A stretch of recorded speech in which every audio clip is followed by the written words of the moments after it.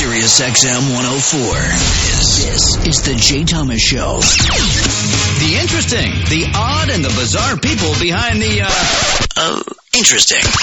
The odd and bizarre stories. Jay gets in it, stirs it up, and spits it out. He's a professional. It's all here on the Jay Thomas Show with Rodney Lee Conover, Julie, Madison, Kevin Meany-Garrett, and Christina, and Ira the Weatherman. This is the Jay Thomas Show. You're up. Did you not know I was going to be here live? I did not know you were going to be here live. Unbelievable. You're in a suit. Yes. And you look handsome. I do. You really do. You know? I feel good. Have you gotten shorter? No. No? You're not your shrinking? jeans and your shoes. Oh, your shoes are nice. Those aren't boots. Those are... No, those are nice. Yeah, handmade. You're fancy. Yeah. By little Guatemalans. Yeah, so are my sneakers. My Chinese kids. No, they weren't. So, way to have a win last night against a pretty good high school team. Thanks. Oh, my God. What are you guys talking sports? Well, This not is really. where I check out. You know what? We're not talking sports because we're talking about the Jets. Oh. Wait, Wow. they lost or won? Thing. They won, but the sad thing is, and you know it's almost true of... And, They beat the Miami Heat? Yeah. Here's the thing. You know this from Isn't it your... the Heat? You know what? I always do things, and what's funny is, as rude as people think I am, I'm very inclusive, and I'm going to include this. You know when you get a really great cast, and you go see the musical, the play, and you go, good God, how'd they screw this up? You know what I mean? Right. That's what the Miami Dolphins are. They have these big, huge guys, right? And they look like they don't even practice. It's like, did they not run in the summertime and You know practice? what the problem is that their pants are usually white. And it shows everything. And when they're running, it's like somebody's brushing their teeth in the mirror. It's just jiggle, jiggle, jiggle. They're not. Yeah, it is. Miami Dolphins jiggle. Yes, It's like somebody's doing what? Like when So you mean their when I was- baskets? When I was much larger and I would brush my teeth, a lot of things would jiggle. So that's what I associate the Miami Dolphins with, was when I was fat and brushed my teeth. When So- you brushed your I don't know teeth, why my brain works this way. It just does. But that's what they remind me of. your bosoms would jiggle. Oh, everything would jiggle. But that's what the They would Miami jiggle, Dolphins yeah. look like. I They're love just to jiggling. see you jiggle. Do your bosoms jiggle when you brush your teeth? Mine do. Yeah. Look Yes. at everything. I mean, you're naked Yeah. in front of the mirror and everything's jiggling. You're brushing your teeth naked? Sure. Right out of the shower? Yeah. I do a lot of things new. It doesn't jiggle so much anymore, but it at one time it was a lot of jiggling. Well, I told you I had this this woman in Woodstock, and I rented to her, and she was late on the rent all the time. Whenever I'd go over to get the rent, she was cleaning the house completely naked, and she'd be vacuuming. It was and you could see right through the front door, and she'd be bending over vacuuming, and I could never bring myself to knock and get the rent.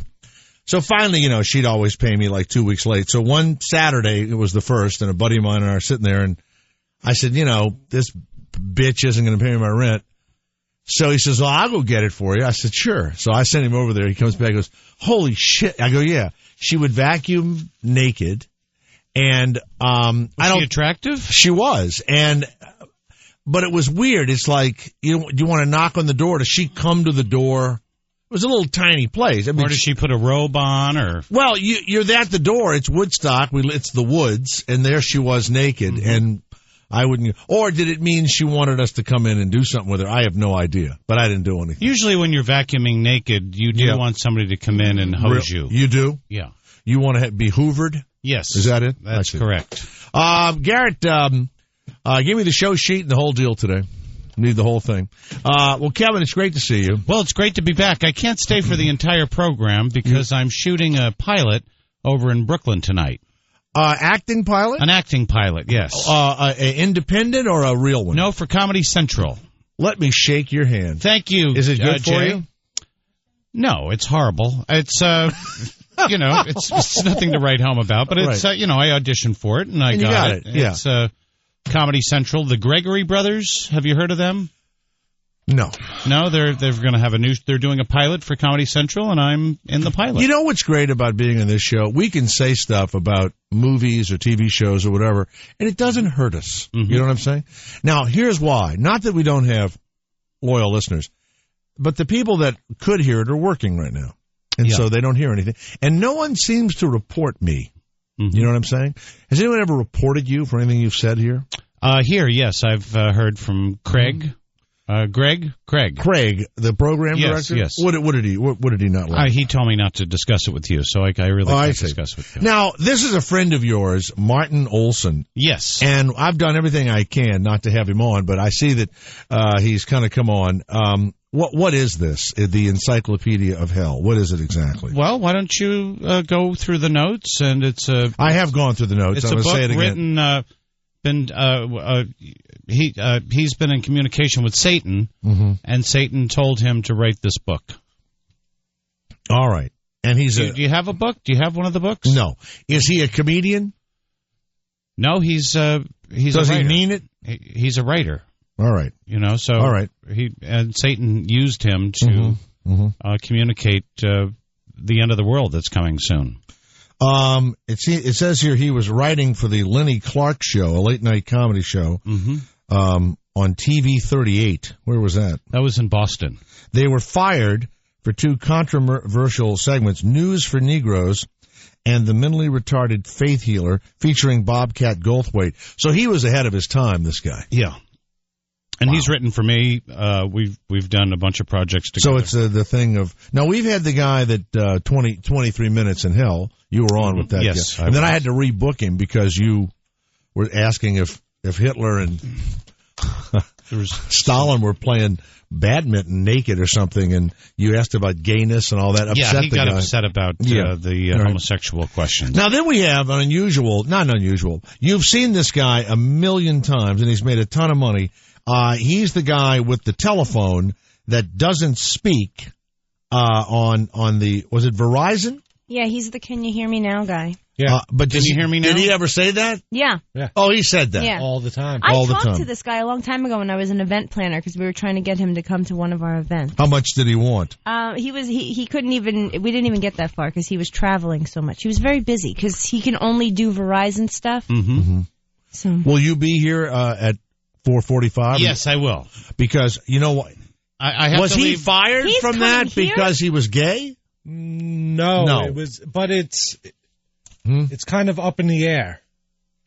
Whether he's gay or not? No, whether he was fired for it or not. They didn't want him to announce. Yeah, I think they don't want any personality. They don't want you to know anything about people, right? Yes. Well, I will tell you this. I love this guy. And I can also, think this might be a reason why I don't get these commercials. But I'll sometimes read for a pretty big commercial, and it'll be something like I'm waving out of the window of a car, hey, Buck, or whatever. And I have a funny feeling that since it's only 30 seconds, they sometimes go, not just for me, but other people, hey, I think they're going to go, oh, there's the guy from Cheers, or and they'll waste 10 seconds doing that and not watching the commercial, right? That's probably why Would you didn't get ever it. Yeah. look at him in another commercial and not think about that telephone company? Can you hear me now? Yeah. I can't look at him. You can't? Now that I'm single, maybe I could date him. Now, I wasn't going to bring it up. You two would be so cute together. Well. Because he's not a bad looking And now guy. he has money. I bet he made a that's ton. what I like. Yes. He made a ton. If he saved 10 years he did the Verizon guy. Yeah, he had to be making, probably $1 million a year, don't you think? Easy. The last year. And when you sign what you said, Christina, that's a total non-compete kind of you can't do anything else. And they pay you for it. He is helping. I'll tell you a prime example of something that I didn't believe, and I think you should have gotten this job. The Aflac duck voice is so bad, so unprofessional, that they keep the volume down. Aflac. They keep Aflac. They don't have it like that. They keep the volume down. But they were afraid of another crazy comedian. They have a guy who is a promotions director from a radio station. From Minnesota somewhere? Somewhere like that. Yeah. And so you're watching the game, and they'll bring the thing out, they'll ask the question, and then the announcers will be talking, and you hear, all right. Have you noticed that? No. You really don't hear the guy at all. And it's because he's no good.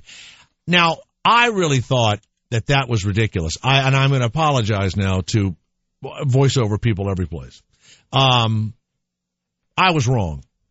Imagine I'm saying that. Wow. I was wrong. I never heard that. I said anybody could do that and it would be okay. That's wrong. This guy is terrible.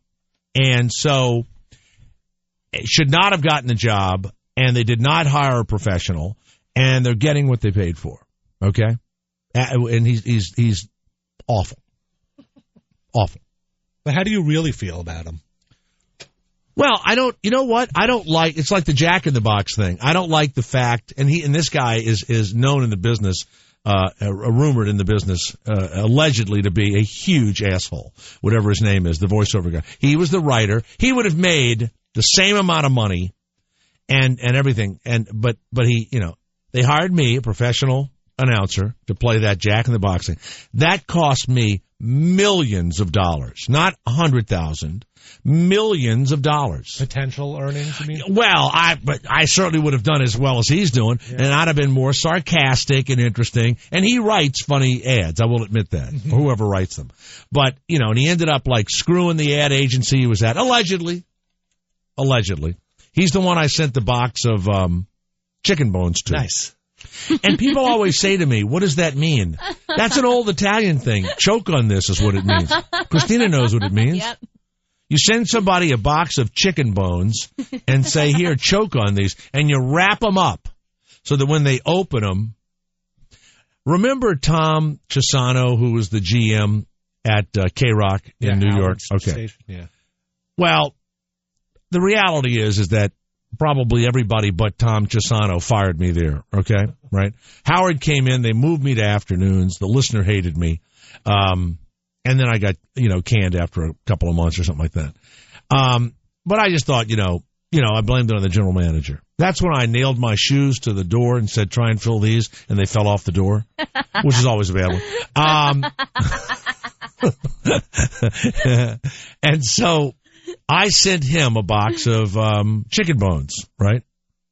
One night I'm at dinner with some people, and the woman and the guy are talking, and they go, oh, you know somebody that is a really good friend of my husband's. And I go, and she goes, Tom Chisano. And I go, well, I'm really not a friend of his. She goes, I know. Someone said you sent him a box of some sort of bones or something. And my wife is there. And my wife said, you did what? I said, it was a long time ago. The woman says, no, he sent a box of chicken bones to our friend Tom Chisano. So my wife says, what were you thinking? And I go, can we discuss this later? So when we're driving home, she said, you send boxes of chicken bones to people and with a note, choke on these? I go, yeah. She goes, how many boxes have you sent? Well, now, I'd sent at least, a dozen. And I still continue to do this? Do you eat the chicken? No.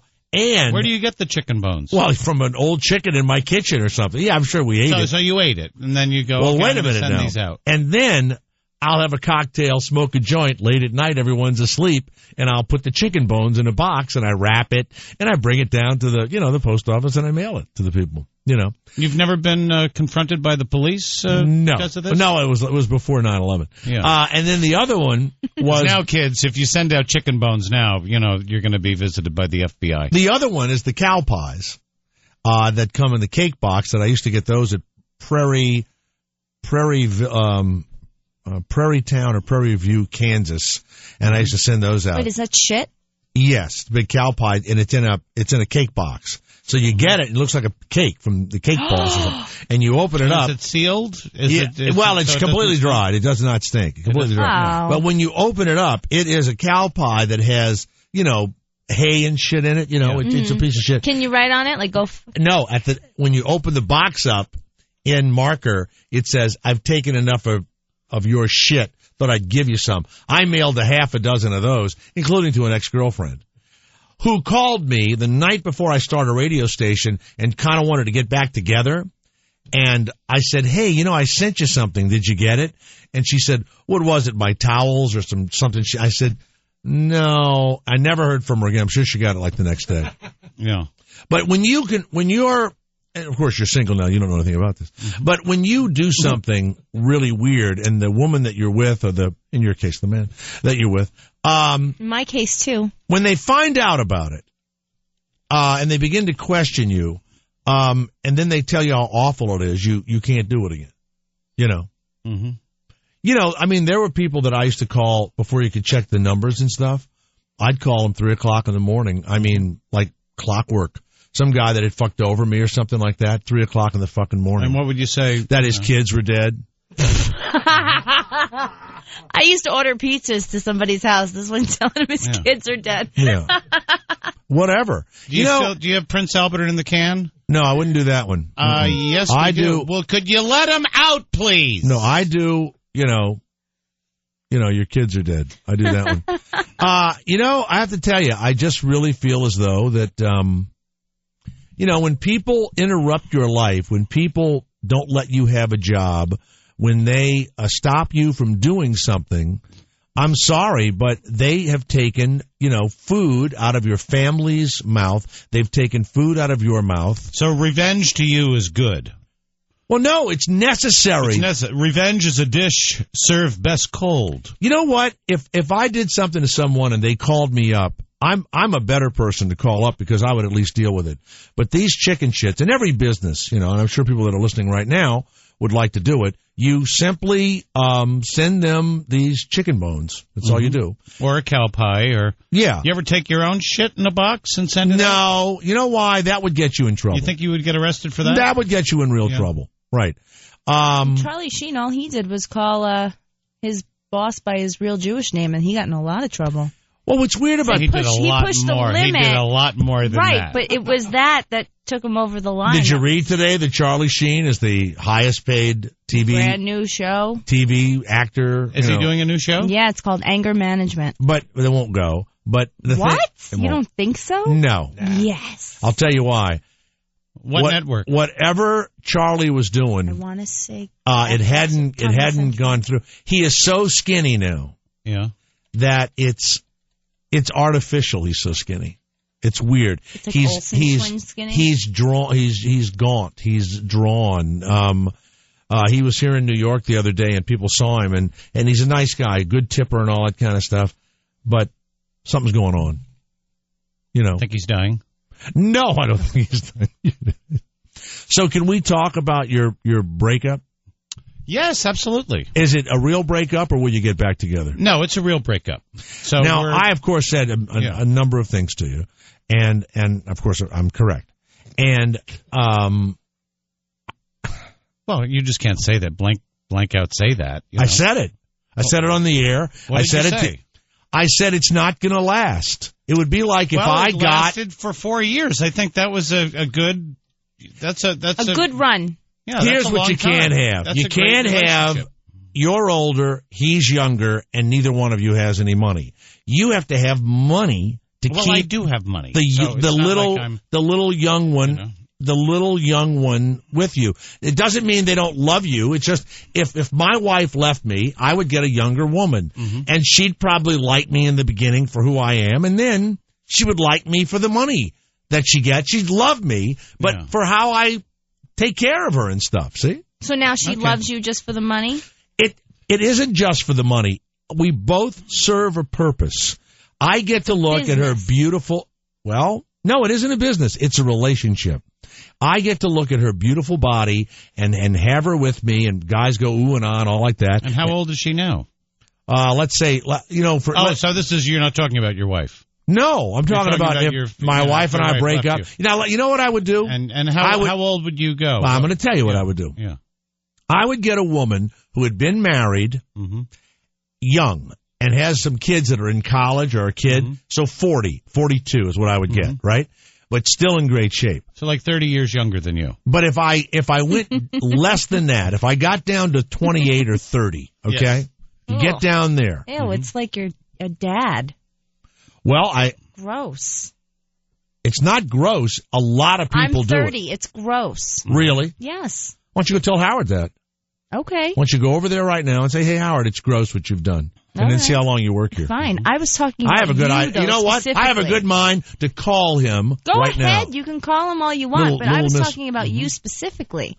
It isn't gross. Well, Jay, we had a very good relationship for 4 years, and I'm very proud of that. And I have to say, he was a great guy. He is a great guy, and we're going to continue to be friends. Oh, so stop. We are.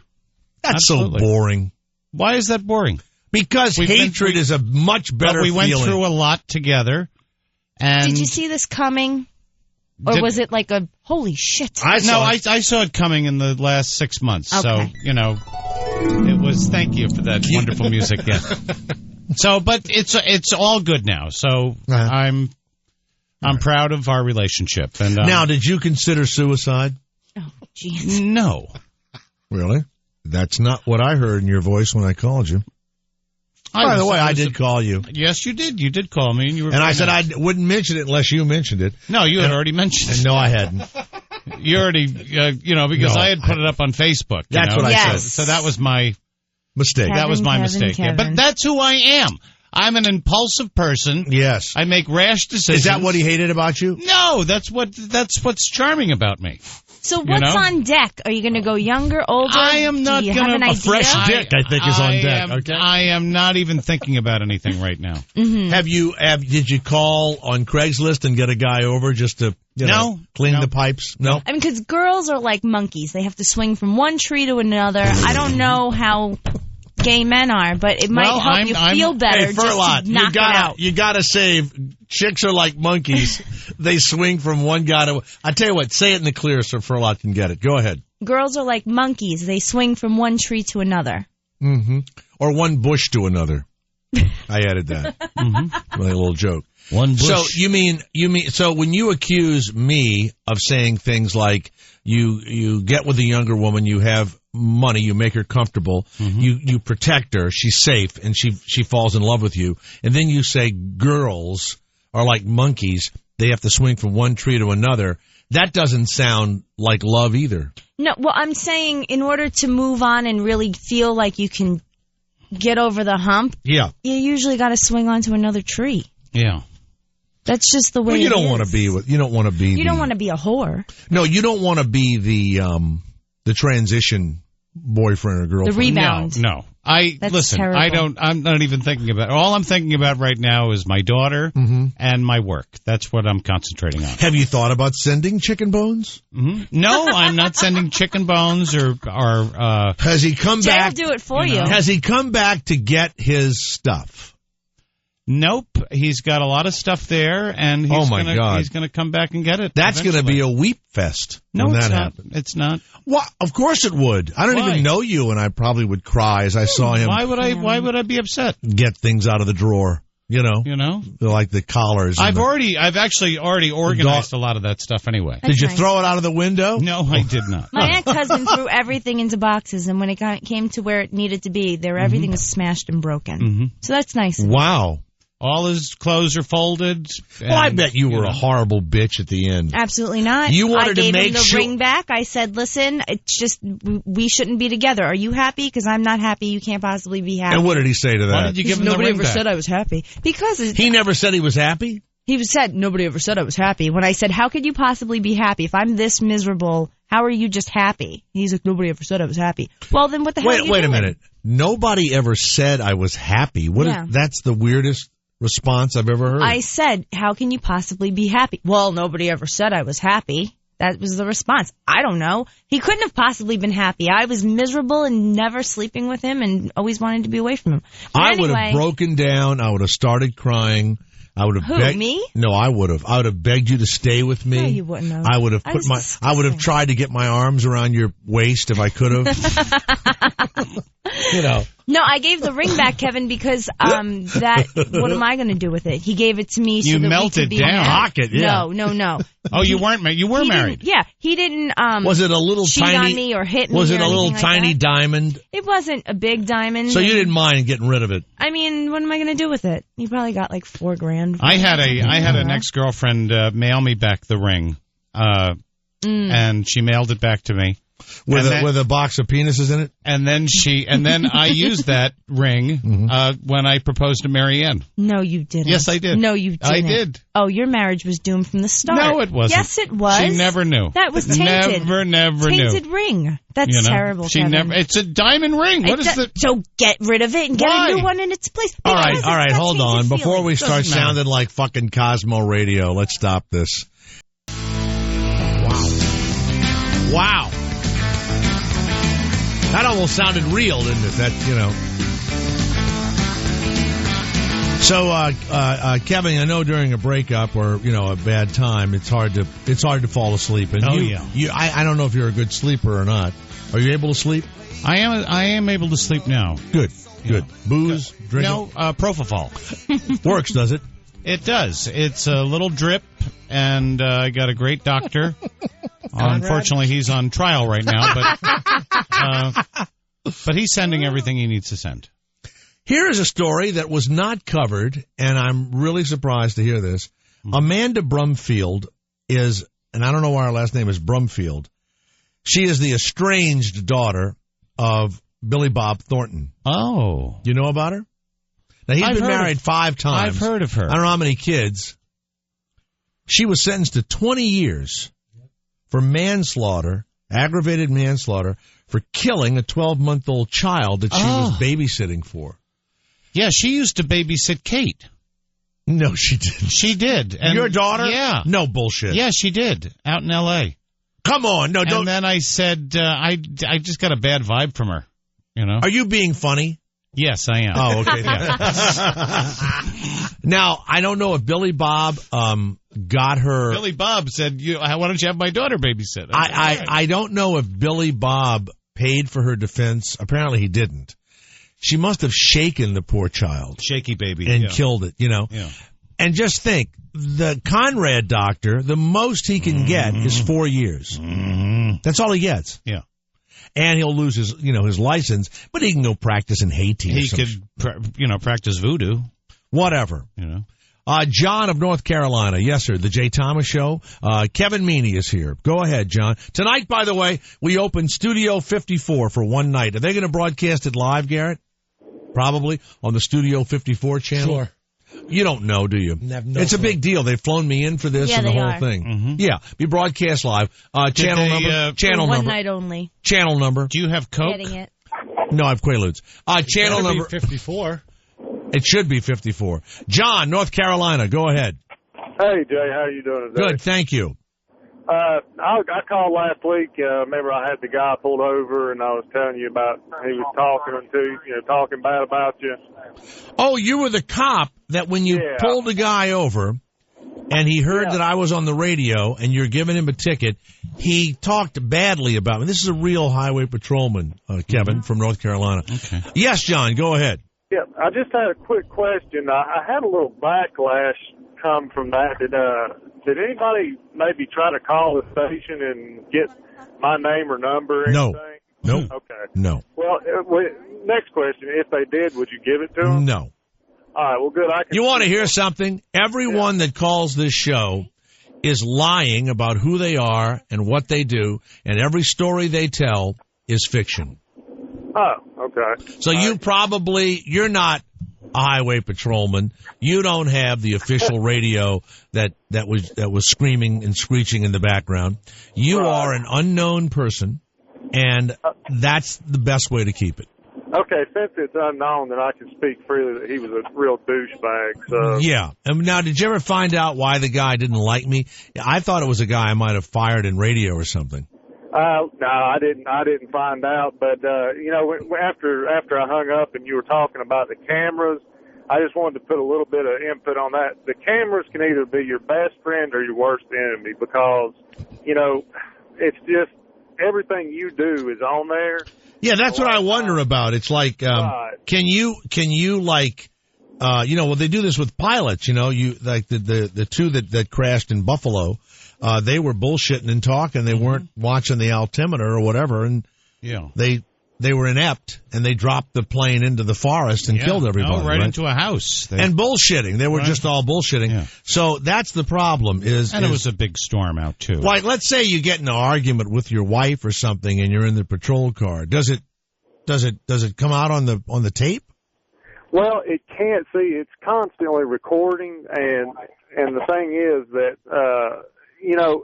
they can pull it at any time and look at it.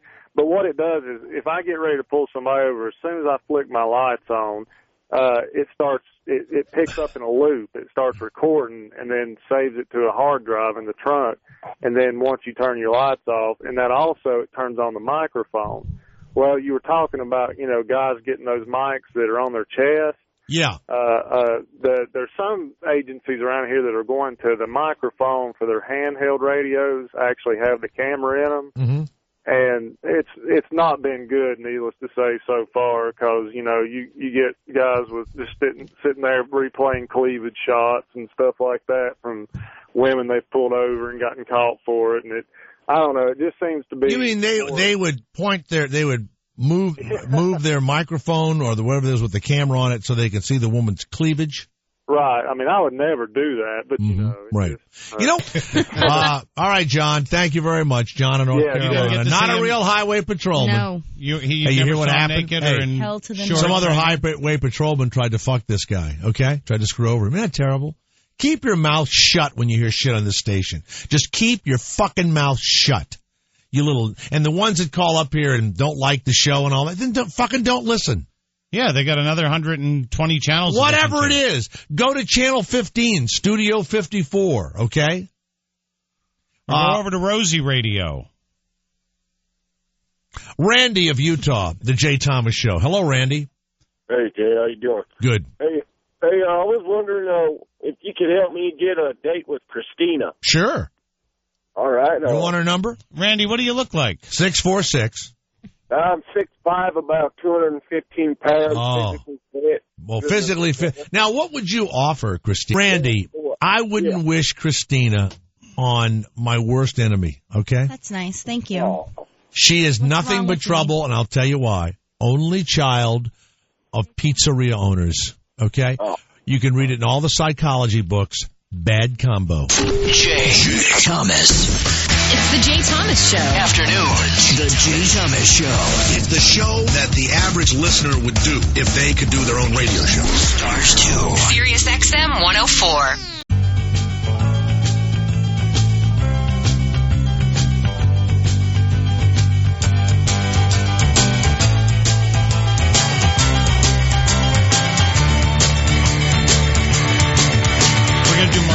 Yeah, in a few minutes. Before coming up. Yeah. Going to be here now. By the way, tonight there is a huge party at Studio 54, which was a big thing. When did it close? In the 80s? In the 80s, it must have closed. I was in there once in the late 70s. I was on a radio station here called 92 KTU, Big Dance Station. Mm-hmm. I was there from 82 until 86, then became K-Rock. And that was the heyday of Studio 54. And would you go down there and do promotions? No, you didn't do promotions there. You know what we do the promotions? Out in Brooklyn or Queens, where the animals were. Then they would not let what they call bridge and tunnel people in the Limelight area. Yeah. Studio 54, New York. I don't know what the clubs are now. But so they would have their own clubs, and they were really the mainstay of the radio station. Mm-hmm. So I would go out there. But when you went to Studio 54, that was just the cool people, movie stars. Yeah, it was big. I said, "How do you get in there?" She said, "They have to know you, or you have to be a model." And the doorman will look at the woman and go like this: "She's not good enough," and they won't let you in. I hate that part of it.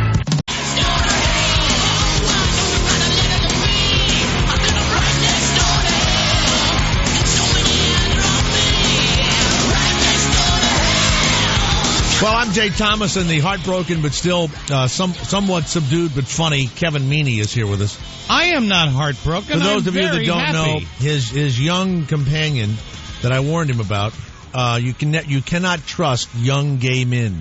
No, he's they a are good promiscuous. Guy, no, he's not. It has nothing to do with that. They are. If anybody's promiscuous, it's me. It's untrustworthy. But you know what? You probably think more about fooling around than you actually do the fooling around. That's what age does. Yeah. But young people, men and women, they can think of it and they can do it. Now, look. Well, you don't know I anything fantasize about guy. all sorts of things. But if there's a good game on, you don't think I go out and try and get laid, do you? There's a ball game on, for God's sakes. You know? Yeah, you're a real man. How about this? You're thinking about sex. You have a big dinner. Yeah. And you sit down, and before you know it, you've fallen asleep. You don't have time to go out, do anything. By the way, people always ask me about politics and stuff, and there are people, including my friend Rodney, who is, I don't know what he is, conservative and believes in God and all this stupid stuff that I don't even understand. But he really believes this guy, Herman Cain, is leading in this race to be the nominee for the Republicans. Is he supporting Herman Yes, Cain? he is. Totally. What's his name, Herman? Herman Cain. Herman Cain. Who was the former CEO of Godfather Pizza. And I'm sure he's a nice man, but I saw him on, Meet the Press or something over the weekend, and he's got this 999. 999. 999. And I've been saying this that I didn't. 53% of Americans don't pay any, not at all, federal income tax. So if he got his 999, which would be 9% federal income tax, 9% corporate taxes, and 9% on everything you buy, yes. Right? What it does is it makes people who have never paid taxes have to pay 9 cents on the dollar, right? And I didn't know over half the nation didn't pay taxes. I had no idea. Federal taxes, some state taxes. And so they have gone totally berserk. And the Republicans have gone totally berserk because what they're saying is that, well, now people that they're against taxes, and yet somehow no one has successfully explained how does the country run without taxes. And they say that because of the waste, the country's going to... I don't think we have any more waste in the country than you have at your home, or Garrett has, or I have, or this company has, or any company has. There is a percentage of waste, especially in a $1 trillion budget, you can imagine, that's just always going to be there, right? It's like, and you know what? I never see anybody say this, but when I looked at it, I thought, you know what? Fuck them for not paying taxes. Everybody should pay to live in the United States. Mm-hmm. So that's fine. I think that's great. Yeah. People have gone nuts, right? What do you need not to pay taxes? Under 20 grand? What is it? This 999 plan, apparently he got this out off of a video game. It's a No, he did Yes, not. he did. Now, this is a well-thought-out economic program. You are so wrong, Jay. He doesn't get it from a video game. That's a democratic... It's the exact plan. What? There's this game called City Planner or something. And you go on... SimCity. Yeah. Sims? Sim like City. The Sims, right? The family people. No, not SYM. SIM? Oh, no. Yeah, but this is like you could build whole cities instead of just following family. And you like can they made it cheat smaller. on each other. And in there, there's sex. a 999 program. Exactly the same plan that you could set taxes, so your population still grows. So you think Herman was playing that? He had cancer, probably a lot of time on his hands. He was playing the sim game. Grover Norquist, by the way, when you see these people that advise people, not just Republicans but Democrats too, but this guy, Grover Norquist, is the president of the Americans for Tax Reform, this conservative group, who doesn't believe in any taxes. He has stated that this 999 plan is very dangerous, and that it's going to destroy, I swear to God, it's going to destroy America, all this crazy stuff. Well, Cain said a crazy thing. He's with Godfather's Pizza. He's asked to throw in a free liter of Pepsi if you go for it.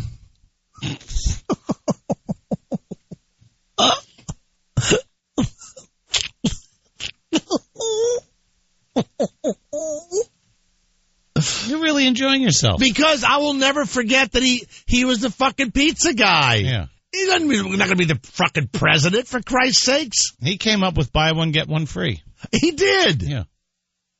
That was his... Is it tonight, Las Vegas? They're having a debate. Yep. And yeah, there's going to be hookers everywhere tonight. Out of all the people, Herman Cain is the only one, when they put him against Barack Obama, that people say he'll win. Okay, that would be great though if two black guys are running for president. Yeah, but you know what? Barack Obama would smooth him to death. Yeah. Okay, much smoother. Okay. No, he's a good speaker, Herman Cain. Many people. He definitely delivers on that side, but he's very conservative. Are against Mitt Romney. Yeah. Because, well, he's in a cult. Well, yes. They do not believe that you should have more than one wife. Yeah. But, of course, several pizzas are okay. Yeah. I can't get away from it. You were hot today, Jay. I can't get away from it. It says here the people that don't pay taxes, it's because they don't make enough money to pay taxes. But they still pay Social Security, Medicare, and income tax and sales tax. And right. That's right. Everyone pays taxes. Well, your Social Security, you can consider that a tax, but you're going to get that back. Hopefully. Well, okay. You know what? That's another thing. So some of you die and you don't make it to the Golden Arches. Too bad. Too bad. So you lived in a great country and you lived for others. That's the definition of religion, of spiritualism. But I would like to be able to take it out all at once. And well, then go you to Vegas. You can't do that. That's against the rules. That should be my right as an American. Right. Or at least I know I'm free. A truck filled with President Obama's podiums, audio equipment, and the teleprompter. Stolen. You know this? Yes. They don't know who did it. The thieves targeted the president's... How could they fucking get that? I mean, that's the president's stuff. Yeah, look, the reality is, if they got into that thing, they could have placed bombs inside of the amps, and they could have burned his eyes out. He could have been reading the teleprompter, and shit flies out of it. Stuff comes out of his eyes. When they plug in the thing for him to speak or whatever, the amps could have all blown up. So there's no Secret Service around this thing. It's $250,000 worth of sound equipment, podiums, presidential seals were stolen. Yeah, okay. I actually, I might get a couple of those things on eBay. They're on eBay right now. What's weird is George W. Bush gave a flawless speech last night. Really? You think they might have brought the equipment over there and I got had the teleprompter? Crazy. Huh? I got Obama's teleprompter. Woo! A squirrel spent 3 days in a CVS drugstore here in New York. He didn't hide. He would just stand there and would wait for them to open another register. What would he do? I don't know. They let the squirrel. He was in a drugstore. And he would just wait around. I don't know why. And people would think they saw the squirrel, but then no one believed him. And finally they said, the squirrel's been here for 3 days. Yeah. This squirrel crawled into Alex Bennett's apartment because it's around that street. It's the same squirrel? Yeah, well, it has to be because he's going into other apartments as well. Now, let me tell you something. I've told you the story about my brother. I'll tell it again. Rosie has a squirrel that she takes care of. No, wait a minute. Now, this is a terrible story, the saddest story I ever heard.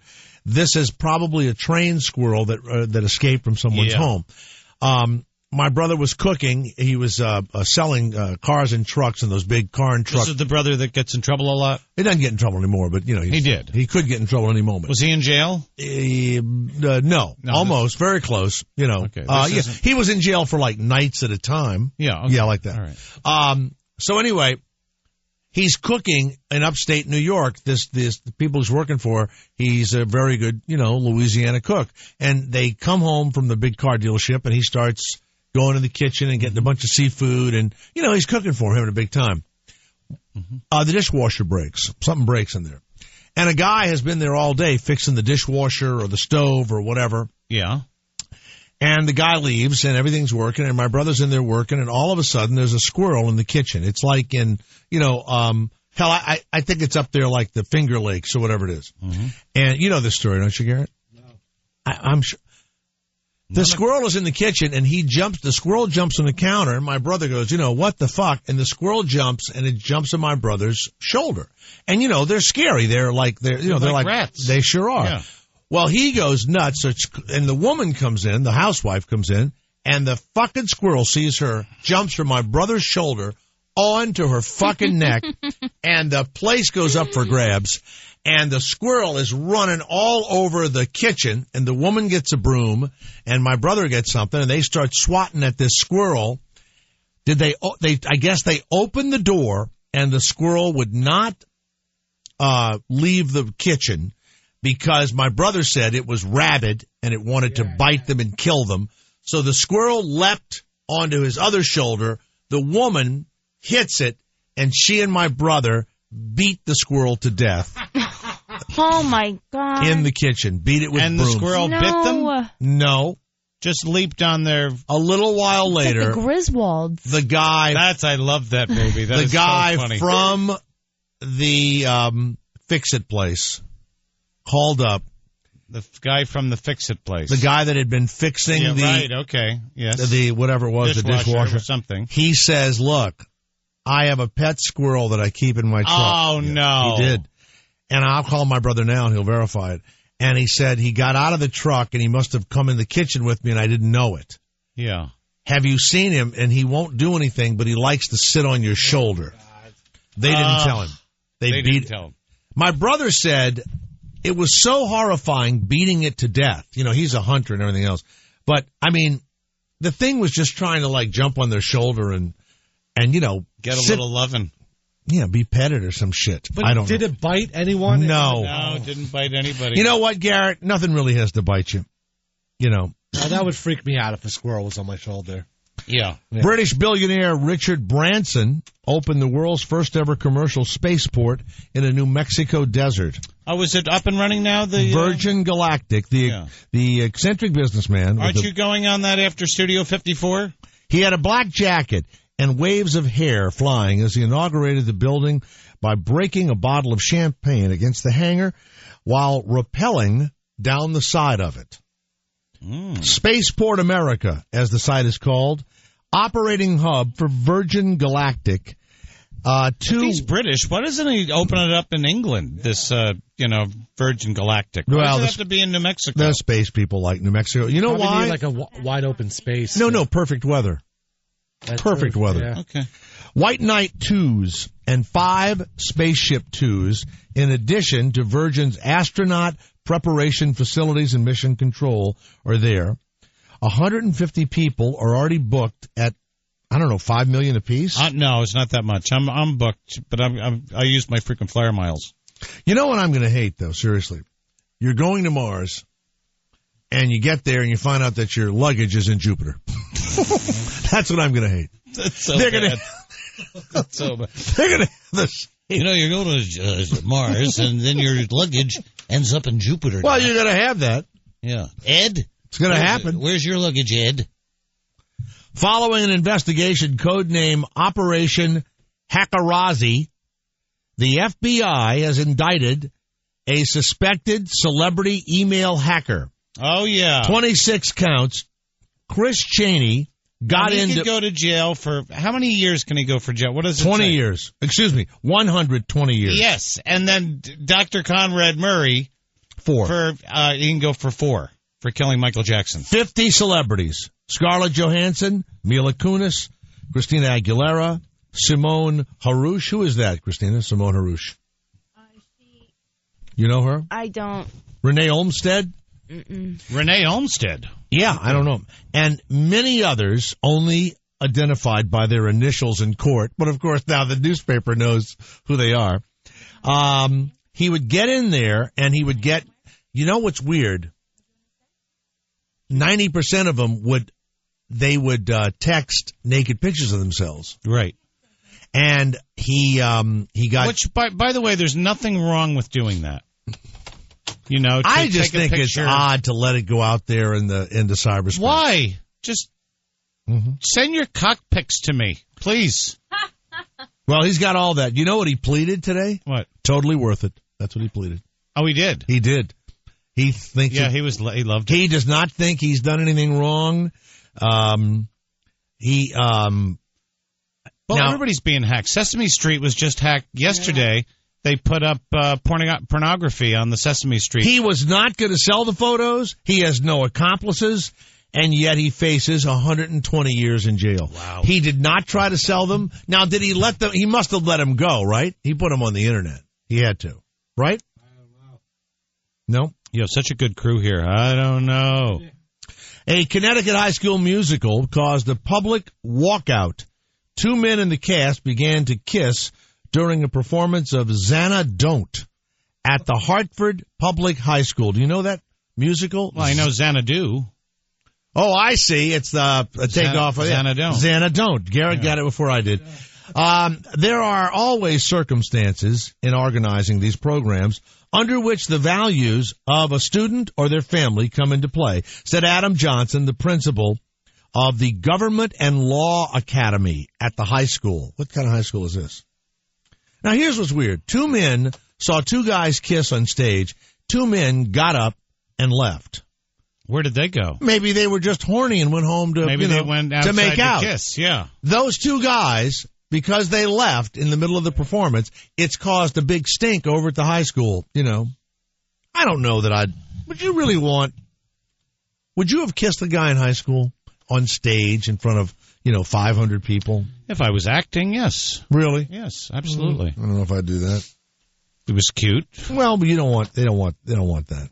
It was an acting role. Hillary Rodham Clinton says she will not be vice president. Have you heard this? No, I haven't heard They this. want to get rid, they're talking about Why do they want to get rid of Joe Biden? He's fine. Well, now they're saying they won't because they'll just let him continue to embarrass, Obama for the next 4 years. He says stupid stuff. Doesn't he fall asleep, too? Yes, he does it all. Yeah.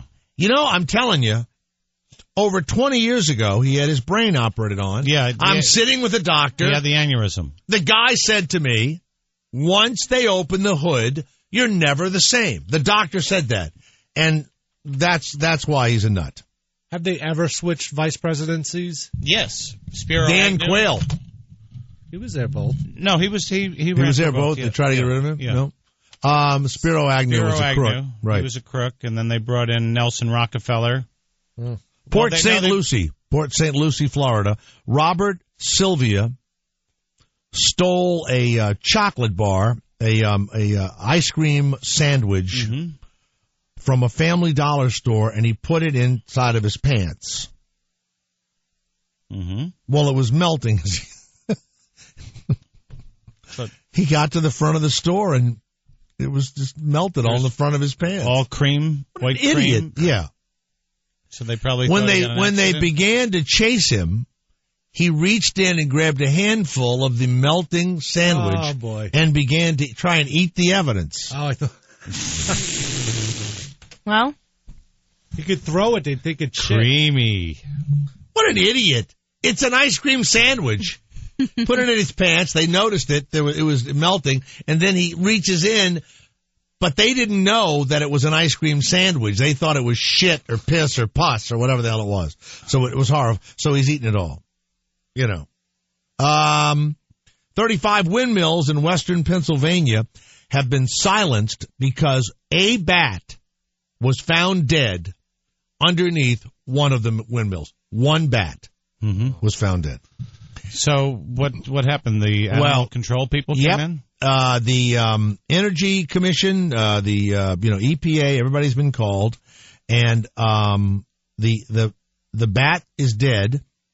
It was what sort of bat was it? Some sort of an endangered species bat. Yeah. And all the bats are dying of Batman of white nose syndrome. Did you know that? They think every bat may be dead soon in the Northeast. The farm what is white nose syndrome? It's almost, it looks like coke is on their nose. Yeah, but they're all dead. Now, because as we know, bats are more important than being dependent on foreign oil. Okay. I mean, are you kidding? Because a fucking bat's dead? Bats eat bugs. Mosquitoes. Yeah. All of that kind of stuff. And your eyes. They eat your eyes. Millage peaks has been arrested. Millage Peaks, 23. Millage Peaks. He was bribing a TSA agent, Diana Perez, who was letting suitcases full of marijuana go through. And he may have been bribing other people. So he would get to the airport. This is in L.A. He'd be flying to Boston. He'd have $50,000 worth of marijuana in the thing. He would get in a line or figure it out to where she was running the machine. Where you look at the X-ray machine. He would get in that line, maneuver over. She'd been given, a few grand, put his suitcase through the thing. She saw it, all right? I think later they watched some of the, videos and stuff, and they noticed, grassy substances going through. So they've arrested her also. But now they think maybe he's done it with quite a few people. I want to tell you, I'm going to say it again. The people that work at TSA, the 99% under the 1%, look like fucking idiots.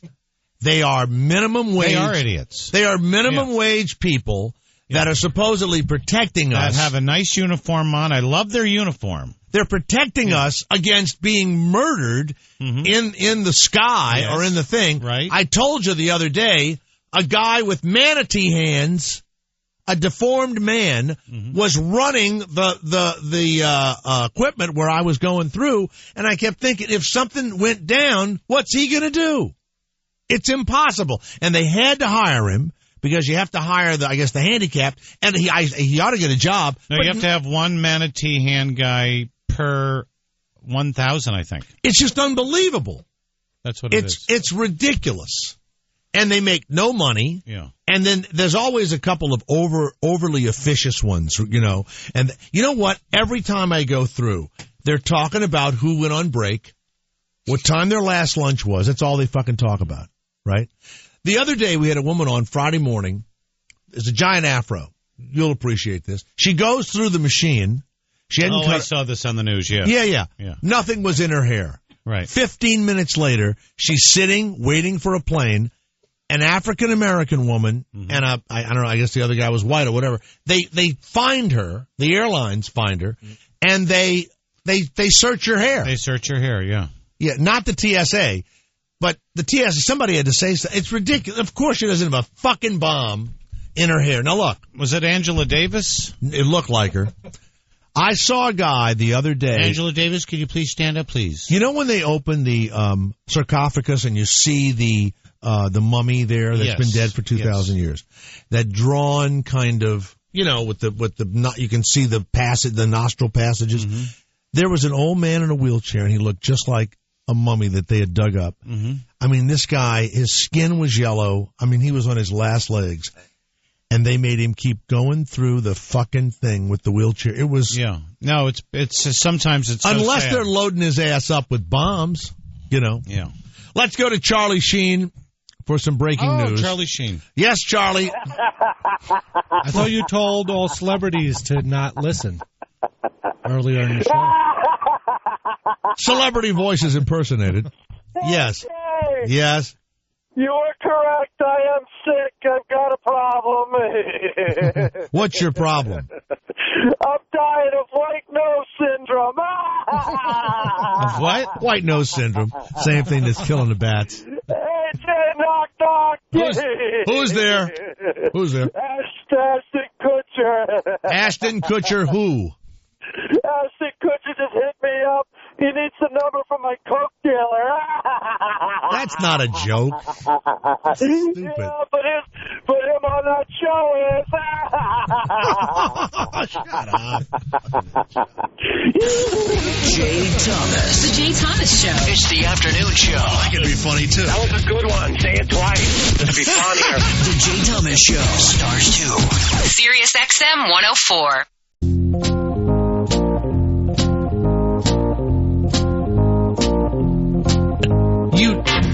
You do look different. Yeah. I mean, so you're going to be okay. I think it's the iconography that... Pull that close to you. Watch this. Okay, great. Paul Marcarelli is here. Am I saying it right? Yeah. Marcarelli. And forever and ever, Now, I'm the worst. I know you, but it's Verizon, right? Yeah, Okay. yeah. All right. It's Verizon. But I'm one of those. I know your face, but I'm Sure. not.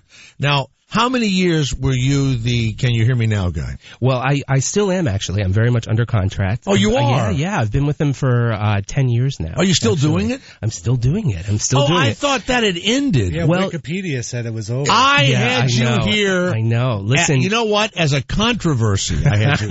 So now you fucked my whole... I'm just going to be the worst, most boring guest No, I ever. can't even shit on him now because we can't don't want to hurt your job. Now, are you still doing commercials for them? Well, listen, I've made a couple of appearances this year, and I'm not traveling with the same frequency that I used to. Mm-hmm. But the contract is still very much there. I'm still working. Yeah. So here's something that I learned. Kevin, Hi. Hi, Kevin. Paul. Great. Okay. Here's something that I learned. Yeah, we're on the air. We're on the air. Yeah, we're on the air. It's a professional radio show. When the Aflac, our buddy who fucked up completely, Gilbert. Oh, right. Aflac. Did you read for it also? No, I never read for that. We all read for the Duck. And I mean, Did you audition for my job? No, never did. No. Yeah. And I'll tell you why in a minute. Why Okay, I can't good. do those. Good. But he, and I mean this, and I even talked to the casting director, he was one of the best. And when he came in here and did it, I said, holy shit, I'm nervous because when I go in there, Yeah. and I said, but anybody can fucking do it, right? But now that they have this non-professional guy, it's really no good. And Gilbert was fantastic. What I understand now is they know how important this seemingly easy job that you had is. And I would look at, fucking anybody can stay. But if they would have changed you and they put another guy doing the same thing, it'd be like the other Darren, right? That never worked, right? No, the other Darren never worked. Yeah, So there's the whole classic Coke thing. They're scared to death. By the way, I was the voice of the new Coke. You were. I was. Oh, They so- fucking blame that on me, and I'm not joking. Well, you were the voice of the new Coke. I played a character called Roscoe, who was a real DJ in New York, but for some reason they used his name, and then I worked with Roscoe, and he hated my fucking guts. I said, Jesus, they just gave me that name, and I also did announcing for them. Now, Yeah, go ahead. your face and what you do is when they do research, people go, it's Verizon, and I know his face and everything else. So they're nervous not to completely get rid of you, right? I don't know. I mean, I think as long as it continues to work, they'll use me. Right. And right now we have a great relationship. They've been incredibly supportive of the other How work long I'm have you doing. been doing it? I'm in my 10th year now. Wow. But you see, it's an amazing, good work if you can get it. Yeah. You look like kind of an Italian actor guy, and you got the beard going, and you got the hat on, and all. So you look different enough to where I wouldn't exactly know it was you. Sure. Well, of course, the picture you're looking at is probably I was about 5 or 6 years younger. So what is it like to get a job like this, and you're an actor, a real actor, theater guy, and film and everything else, and yet it's great financially, but it kind of fucks your life up a little bit as an actor. Look, I wasn't raised with money. Both my parents were school teachers. It never dawned on me that someone would pay me to do something that was at least related to the work I do. We're guessing. But could the total be in 7 figures over these many years? It's bigger than a bread box, for sure. But for sure. But it's good. And were you smart enough to save your money? Oh, please, yeah. I have my first nickel. Yeah, so, and you knew that every year this silly thing could end, and hard to believe that. You don't say anything. Jay, you know this from being Italian. I'm always waiting for the other shoe to drop. Oh, well, we all are. Right. Yeah. What are you, Ukrainian? You're still waiting. No, I'm Irish. I see. Waiting for the other shoe to drop. I just went over. I went into the bathroom to just look at my small penis. So what would happen when you would go in to read for stuff to try and be an actor, but this would stop you? This great financial thing. I survived in obscurity for most of the 90s. I made a pretty decent living in commercials while I was running my little theater company downtown for years. To get a job like this, I just always looked at it as there was no downside to it. And I've also never been one of those people who worries about the next job when I have a job. You're like Mr. Whipple. A little bit like Mr. Whipple. Sure. Like Mr. Whipple. I saw him in a couple of things, Yeah. But the problem is you go, hey, there's Mr. Whipple. There's Mr. Whipple. Yeah. Yeah. You know. But I'm not going to worry about it. I think in part, I think it's part of being sort of a New York scrappy actor, you know. I mean, now I'm making my own work. Here's the other thing. Do you live in New York? I split my time between New York and Connecticut. Oh, Here's the other thing. This is the other rumor. That you came out as a gay man, and of course they didn't like that. Yeah. And you did a film about being, am I correct, a gay man who does a commercial and it changes his life? Is that what the film is? That's close but completely off at the same time. Really? Yeah, Really? yeah. But we're gonna set the record straight, so to speak, here right now. Verizon has always considered my sexual orientation to be utterly irrelevant to the job I have. When did they so find it's never out? been an issue.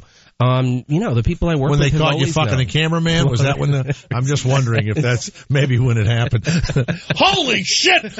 Paul, Michael, what are you two doing? You know. Hey-o. And you know what? Can you hear me now? All right. But and you're certainly not going to, and by the way, I believe we need to protect, and your job is great, and we don't, but so, you started reading about it, so you kind of became a celebrity because of this little controversy also, right? Yeah, it was really weird. When did this happen? I didn't. I know everything, right? Yeah, Jay knows. I was reading Us Magazine earlier, the girl that sold a story about Ashton Kutcher. I am stunned by how they do it, how people are interested in it. I wouldn't sell anything, but I love reading about it. I'm sorry. I'm so naive. I didn't realize that you could get paid for telling a rumor about someone. I didn't know. Oh, a ton of money. I didn't know this. See, I've never dipped my toe in sort of the celebrity world there. You've done sitcoms ever? No. Never done a sitcom? No. You have. Yes. You know the extras on the sitcom sets? Yes. Because they aren't just background. They are extras. So I would have a full-time extra. You would have a stand-in. A stand-in. Full-time. Yeah. And the kids would have the little people as their stand-in. They do. Is that yeah, absolutely. The stand-ins make thousands of dollars selling info to TMZ or to the magazines. Oh, really? This has been true forever. Oh, I didn't know. So do legitimately famous people? A friend of mine who's passed away now, named Marty Nedboy, was a dialogue coach, right, helped you with the lines, and we're all pretty sure that forever. And he loved to gossip, and he was a sweet and funny guy. We're pretty sure he sold shit about Robin Williams, and he did a bunch of shows, and there was Suddenly Susan he was on. He was on a show with Sybil Shepherd, and all that.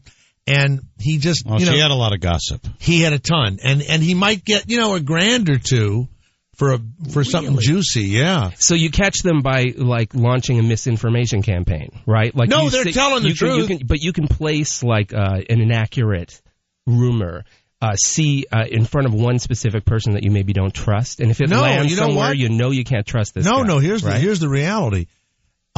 Years ago, and this is why the Inquirer actually got some legitimacy. The Inquirer always had to have truth in the story they were doing because people started suing them, right? So finally they said, "Well, screw it, we'll tell the truth." So you think all these rumors are true? A lot of them are true. Well, you could sue the Inquirer if they said something happened to your job, right? Because the people said you could absolutely sue them. You know what I think is interesting? What my experience with this was, I've never leveraged this job into any form of celebrity. Nobody knows my name. I've never tried to sort of create some kind of public persona outside of the kind of face recognition. By the way, Paul's the guy from Verizon that says, "Can you hear me now?" That guy. That's right. See? I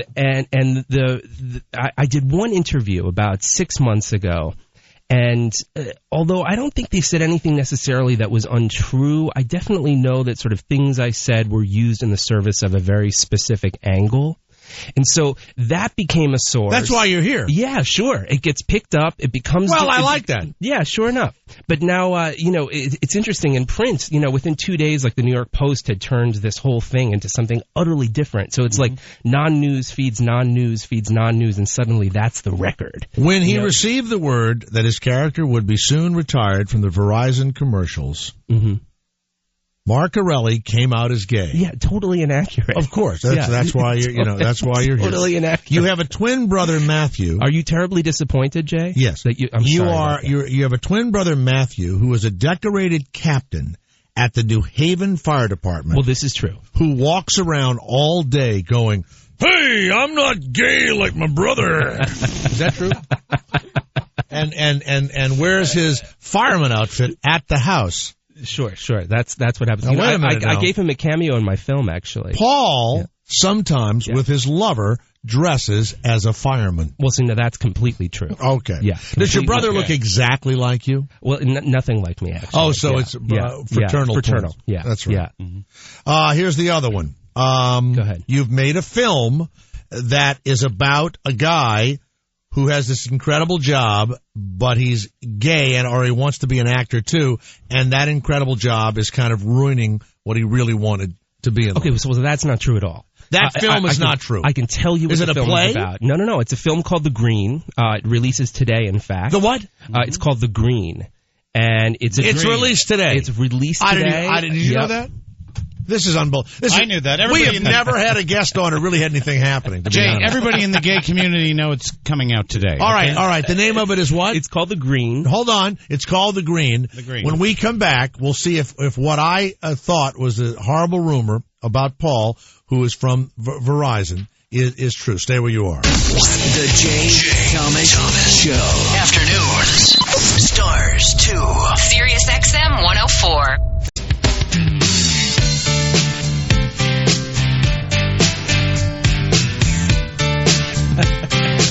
Paul Marcarelli is here. You know him, of course, as the Verizon guy. Can you hear me now? Can you hear me now?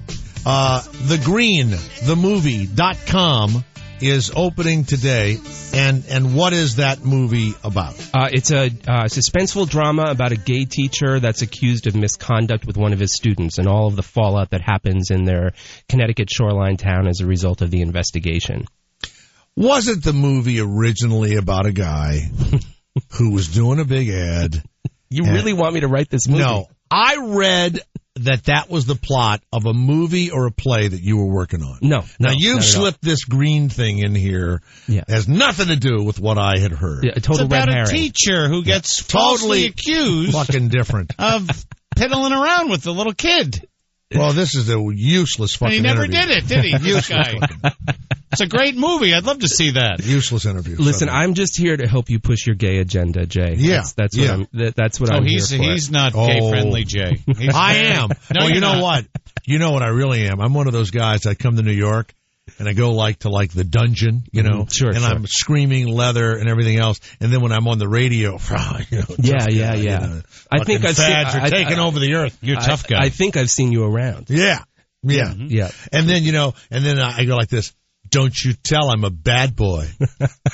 That's how you talk. So now, are you single? Have you ever played a gay guy in a TV show or a movie? Yeah. In a movie called The Big Tease, which was written by Craig Ferguson, which is a funny movie about a Scottish hairdresser that thinks he's winning an award and comes over by accident. Oh yeah, I remember with the Platinum Scissors, and a really great English guy directed it. They played gay lovers. I play the bisexual host of the Platinum Scissors. Did you also play a gay hairstylist in the TV show? I did. Retired at 35. And what about the movie that you just did recently where you were getting rammed up the ass? That movie will never come out. And the table collapsed, and I took like 50 stitches in my head. Yeah. Really? Yeah. They did a good job. They're unbelievable. Yeah, they really I mean, my fucking eye almost came out. It was crazy. I made more money on getting paid for the injury than I did in the movie. Sure. But I always, I would act just like this, and if I was gay, I was gay. That's all. So you never thought you had to put on something to seem sort of like the stereotype of a gay person? I will tell you what did happen the other day, which happened for a reason. A guy, we read the audition, and then he says, "Okay, now I'm going to throw you a curveball." And I went, "What?" He goes, "You've got to do this as if the guy is gay." He didn't want to call actors to play gay, so they called whatever amount of guys. And then once you just did it the same way, right? No, I went like this. Okay, I can do it this way. Okay. But no, I just lightened it up a little bit. But he was so full of shit. And I'm sitting there looking at him going, oh, man, come on. Because he didn't want the agents to send, obviously, guys that are going to act gay or whatever. Wow. And a lot of straight guys may not have gone for it. Yeah. So they let everybody read. And all of us met in the parking lot. And one guy, did they ask you to read it gay? I went, yeah. He goes, Jesus fucking Christ. Did Jim Neighbors get the role? No, he didn't. No. Can you mention someone who's he's almost not alive. Can you mention like a fresh person just one time?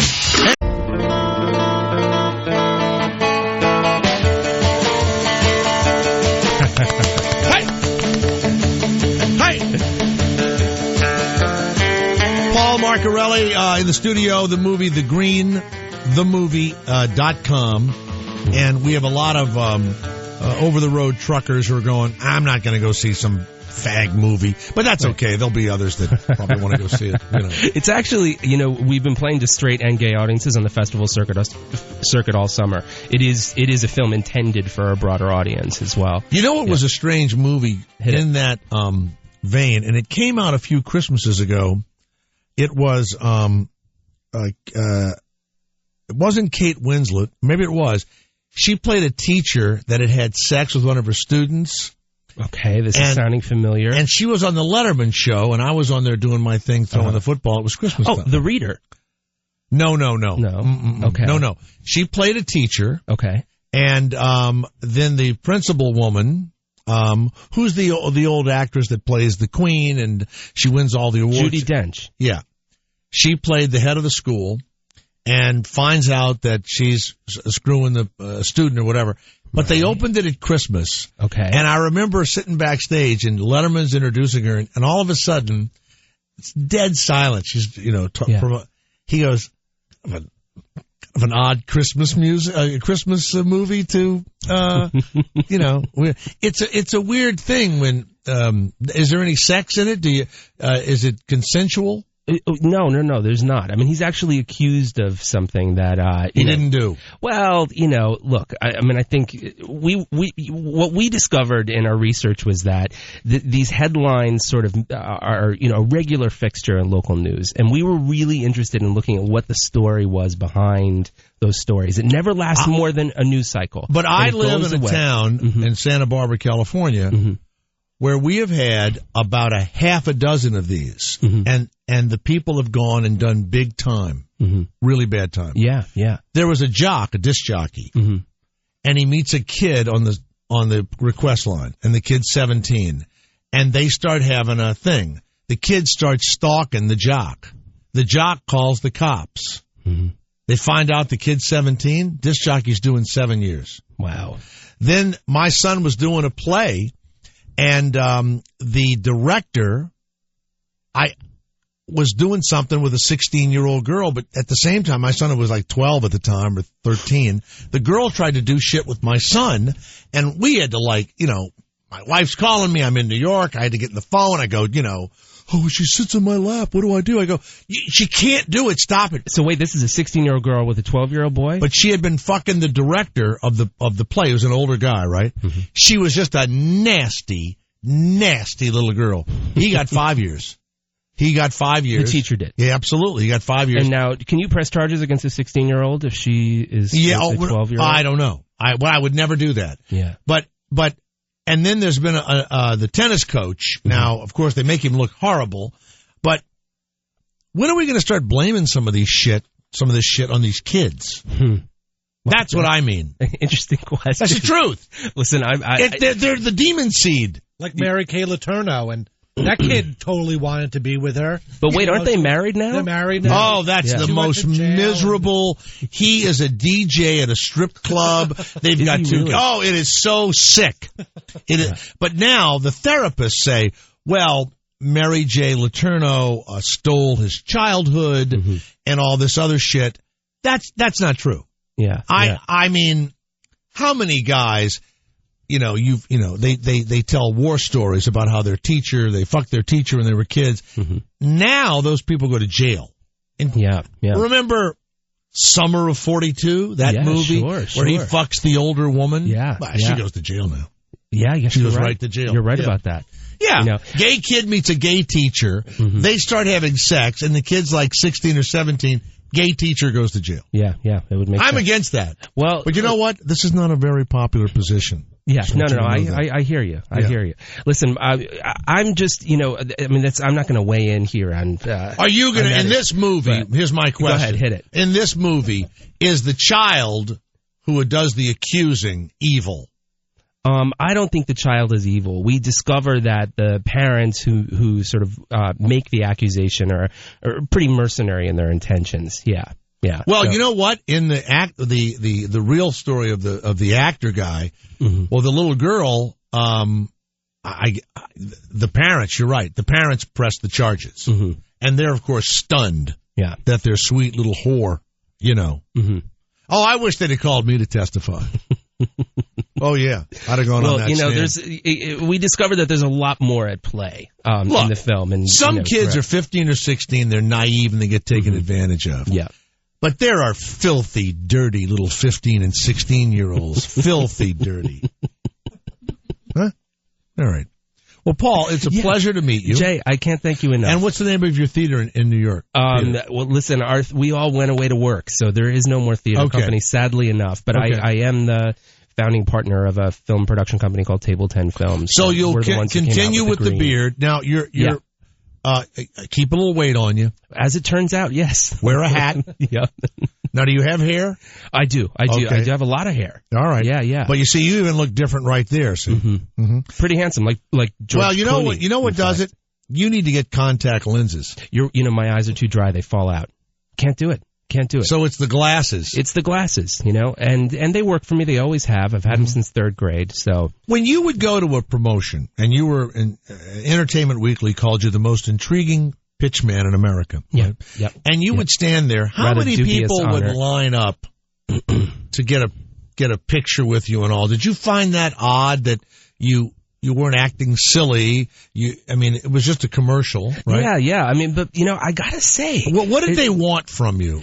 Well, I think it's more like they spotted Waldo. It's like you look like Waldo. Well, as it turns out, I do. Yeah. Wait a minute. Did they hire you because you look like Waldo? You'd have to ask them. They never ask this question. Yeah. How is Waldo? They never ask. No. Hunted for. The man's being literally stalked. Yeah. They never ask how he is. No. You know what? If you're not laughing at home, it's inside shit over here that we're doing. So when they would come up to you, would they be excited to see you? Oh yeah. I have to say, because you didn't play like silly character man. You weren't like on Seinfeld or whatever. You were the guy that said very few words and you were harmless in the commercial. What was it that they were attracted to? I really don't know. I mean, if you were sitting home watching the commercial, of course you're an actor, so you probably looked at it and said, "Oh, that guy's making bank." Yeah. But what do you think? And if I saw you in the store and you were signing autographs, I don't know. I don't know if I'd have anything to say to you like, "Hey, I love your work." I don't. Right. When I was doing theater downtown for years, people would, occasionally. Oh, I saw your little play. I saw you in that play. You were so good in that. The director was whatever. The script was this. There's nowhere to go with the conversation. So what would they say to you? Well, they say the line, and then they ask me to say it, and then they ask me about their phone bill. But I have to say, wait a minute. I would be. How long would the line be? My line? Well, I can actually. No, the line at the store to meet you. Oh yeah, we didn't really do stuff like that. We really didn't. We didn't. I mean, you didn't do point of purchase. Appearances. Yes, I would, but it was for the employees. We would go into a back room and I would meet employees in stores. But I did conventions and football, NFL games, that sort of thing. Do you have a funny almost a stand up that you do when you do the? I really don't. I really don't. I mean, you ought to have this guy that was just here, Kevin. Oh, he's brilliant. You have him write it with you, and because you can keep making money when you start making fun of it. I think interesting. Absolutely, and tell all of your stories and everything else. They'll love it. Because don't you think that's bad form though, to bite the hand that's fed me? I'm really you're going to tell for it. Yeah, you're going to tell funny stories though. Yeah, and you'll tell stories about your movie and you know how much money you can make doing corporate stuff because everyone recognizes you? All right. So they would say, "Do you want to be my manager?" Oh, I'm going to be great at it. I'd be fabulous. All right. Okay. You're going to get a call from me. You know what? Had I not been an actor and a fabulous radio talent and everything else that I do, I would have been. You know why I didn't want to be an actor or an agent? You know, they work a long day. Yeah. They get there at like 7 a.m. and they're there till like 10 o'clock at night. Yeah. And then the actor can't make the audition because of their macrame lessons or they're having a nervous breakdown. And then they only make 10% of what you make. So that's right. It's a tough job. They have to care twice as much as you care, and they only make 10% of what. And they make the deal. Yeah, and they'll make you $1 million, and they get $100,000, and they dealt with all the asinine. bullshit. Yeah, all of yours and all of the hiring. And you go to a trailer somewhere, and you say a couple of hundred lines, and count your grievances, and call them up and go, you know what? I was supposed to get my own trailer. It's got a wall, but I got to share a bathroom. And I'm telling you, I got to share a bathroom with the next actor. It's not a fair world. It really isn't. The world is not fair. Well, good luck with The Green, the movie. Go to thegreenthemovie.com. Thank you very much. Paul Maccarelli. Anything else? Anything we haven't covered? Listen, I think we covered a lot of ground here, but I can come back. I have brought forth a really obscure person into the public eye. You have. Right. Yeah. Right. You've launched a career, and now I need a manager. All right. So Paul, we'll talk. It's not me, but good luck. All right. Thanks, Jay. Thank you, Paul, very much. All right. It's the Jay Thomas Show. We're gonna go away and come back. When we come back, even though I'm married, I have a hot date tonight to Studio 54, and I took Christina with me 1 year. She bitched so much that she was never invited again. The Jay Thomas Show. For idiots, by idiots. Non-stop idiot action. The afternoon drive show on Stars 2. Jay Thomas. Sirius XM 104. And on the Sirius XM app for smartphones. Stars 2.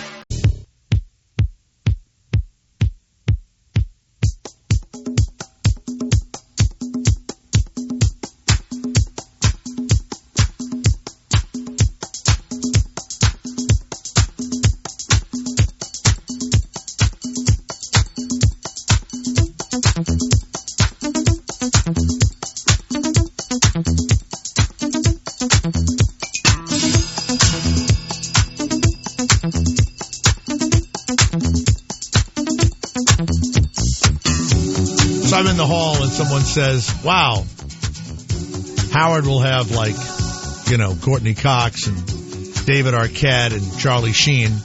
Yeah. You have some hack writer and the guy from the Verizon commercials on.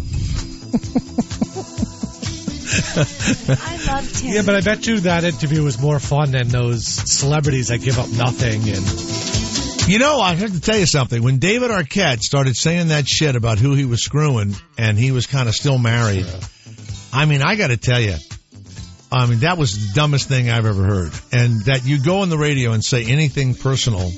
And, of course, that's why Howard's paid the money he's paid. People come on there and they start saying shit. And they just forget what happens in the paper the next day. But your family hears all that shit. And these people take this shit seriously, okay? Oh, God forbid. But if we had David Arquette on, he wouldn't open up at all. No! That's like what Kevin I'm saying. Bacon. It would be it'd be a waste of time to open up to me. You Hear Me Now guy would be better than David Arquette. Well, here's the weird thing, and I'm going to start saying this to celebrities. If you go on Howard's show, you get in real trouble. You come in here, nothing's going to happen. You could say you shot a person and let them bleed to death, and you're not going to get in trouble here. People have said all kind of stuff here. I think there's a real chance for Kevin with this guy if he and his boyfriend ever break up. I talked to him about it in the hallway. I think Kevin might be... Did you see Kevin touch his hair and light up when he was when he said that he was a fan of his? No, I don't watch men touch their hair and light up. His whole face lit up, his cheeks got rosy, and he touched his hair, and he was like, oh, thank you, I'm a fan of yours. Oh, my God. It was so sweet. I find the whole, it's just so, men are just seething, their sex is like right on the surface.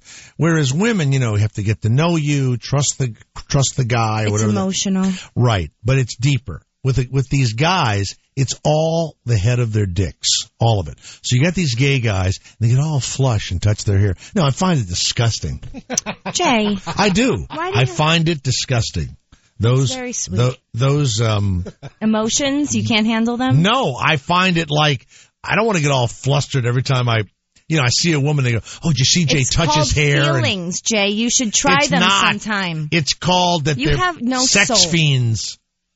That's why they call gay people fiends. I feel so bad for Gianna tonight. Fiends and heathens. By the way, last Christmas, I got in real trouble with Howard. He somehow assumes I take 15 or 20 people to his Christmas party. He talked about it for months.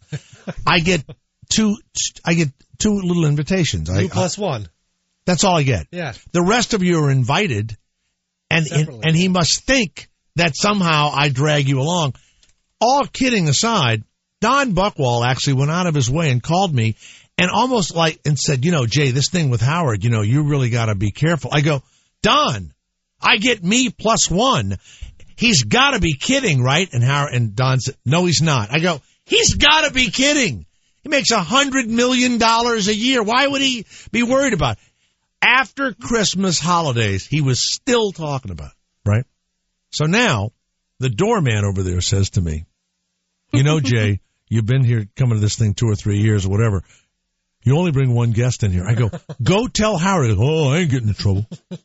So I bring Kristina. She has a great time. But you know what? You bitched about, I'm not sending a car for you. I didn't ask you to send a car. You're not doing anything with me. But we could have taken a taxi, and I would have even split it with you. I was that would have cost $20. It was icy. I'm wearing a dress. You're all, oh, so nice. Oh, you look so nice. I've never seen you look like this before. Get on the subway. When I picked that waitress up, she and I took the cab when we left. Remember that? Yeah, I remember. It was really funny. It was so much fun at night trying to find a cab ride home on a Thursday, which is the biggest drinking night of the year. Why? And then him try to charge me $10 extra to go out of his zone or whatever. Right. That was me. I was out of my zone. Dick. Yeah. Why did I leave with a waitress? We couldn't figure it out. I couldn't. But we've been talking about it for a year. I wonder. I don't remember. I think she just offered to share the cab with me. Oh, wow. Well, yeah, I offered also. I offered also. All right. I came with you. All right. Well, she came with me too. No, you know what? I until you reminded me, I don't remember it. No, remember, I have no sexual agenda.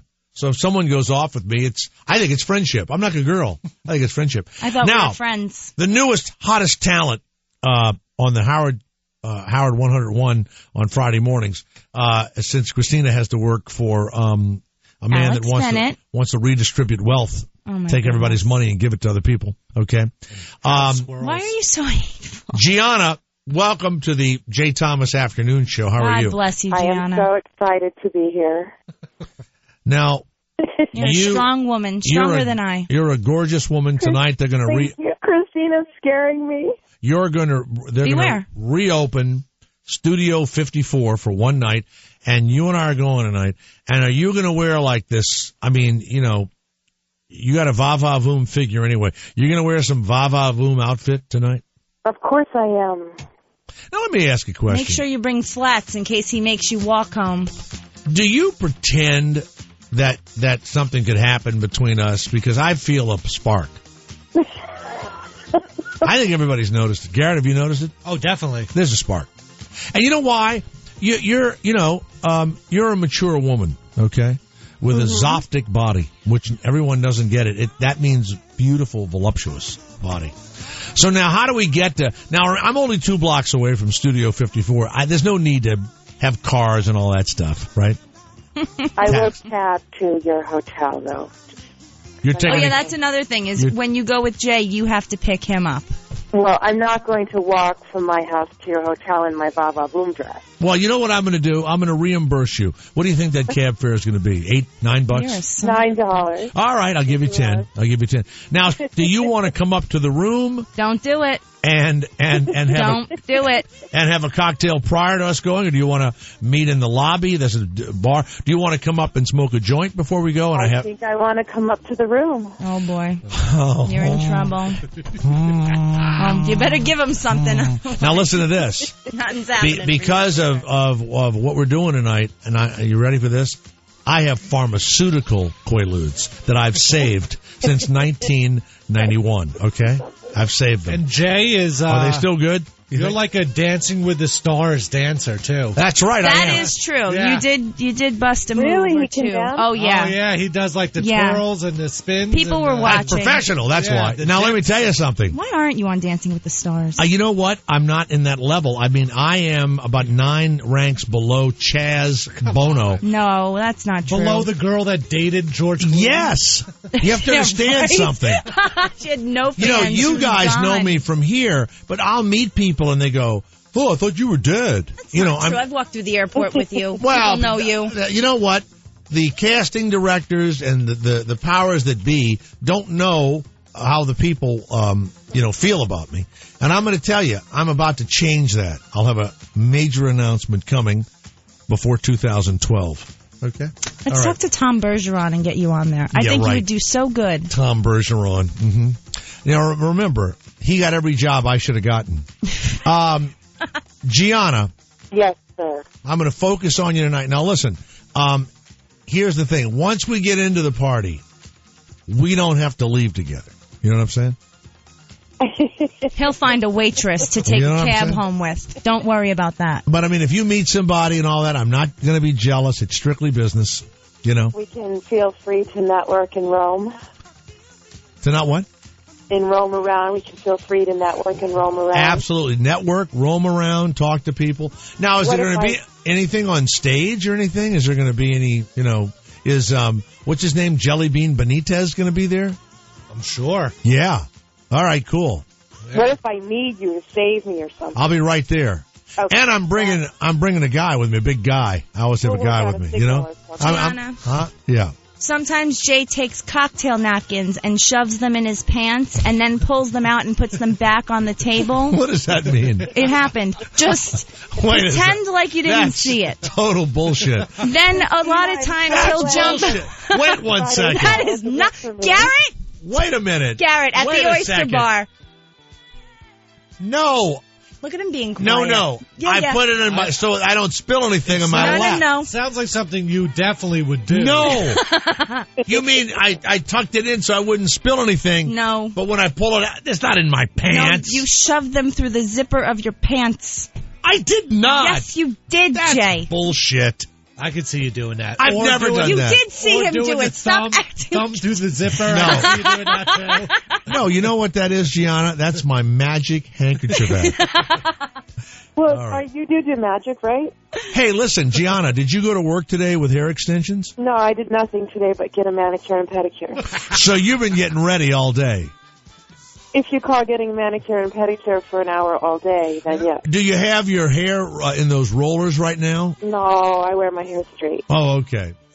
I mean, I'm very low maintenance. you're not sitting there with the hairs in the roller. You know what? I got married too soon. You have any sparkles in your dress that you're wearing? Well, now I'm not sure what dress to wear since there might be dancing. Oh, no, there's going to be dancing. Yeah. Turn this up here. Oh, yeah. There's going to be what I like to call titty bumping. Oh, boy. Titty bumping when I bump the titties. Shoulder shaking, titty bumping, baby. Gianna, I know you're excited. I'm excited too. I'm very I can't wait to excited. see you I'm tonight. very grateful. So I'm in 2212. Okay. All right. I'll see you later. And I'll be there a lot about of cash on you. be there about 9:00. Okay. Okay. Put some running shoes in first. Bring comfortable shoes to walk home in, would you? All right. Wow. Man, turn that up again. Yeah. Superman, but the boss headlines said I'll play it for you.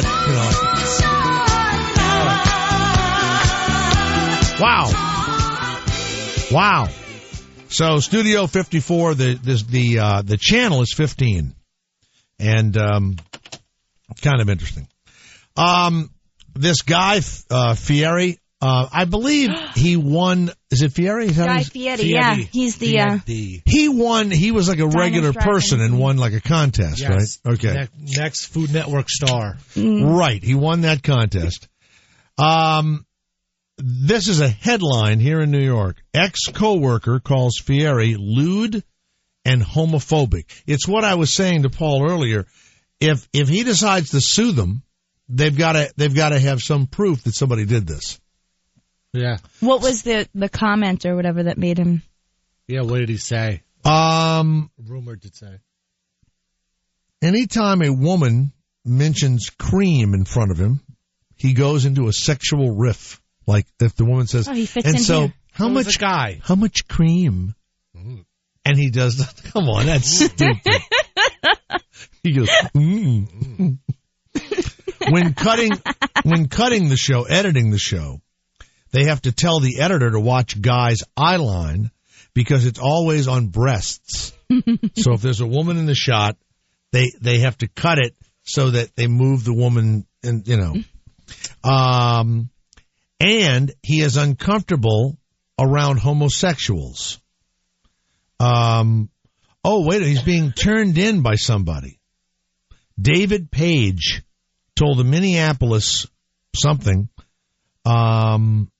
He's the Triple D creator. I don't know what Triple D is. Diners, drive-ins, and dives. Yeah. You have to protect Guy from all his poop jokes. So why would this guy turn him in, this creator? Is he homosexual? No, he said that, Page said that before accusing Fieri of being uncomfortable around homosexuals, okay, he was forced off the show in May and said that after filming an early episode of the show, an annoyed Fieri called him. He had decided that two men running a restaurant were life partners. And he said, you can't send me to talk to gay people without warning me. Those people weird me out. What? How do you go in any restaurant, Who do you think's opens restaurants? Like Mama Fankajucha? I mean, come on. And he is in the entertainment business, and there's a lot of gay men in the entertainment A spokesman business, for Fieri says, well, he's got a gay sister. Anyone who knows Guy knows he would never make the kind of comments attributed to this person in this story. They are offensive, not in his nature, and not true. What saddens Guy most is that he considered David a mentor. And he's not quite sure what has driven him to this, okay? So they're making out that the guy's insane now, right? So this guy becomes famous. The guy that created him is now out. That's nice, huh? You bring this, short order cook from nowhere. Yeah.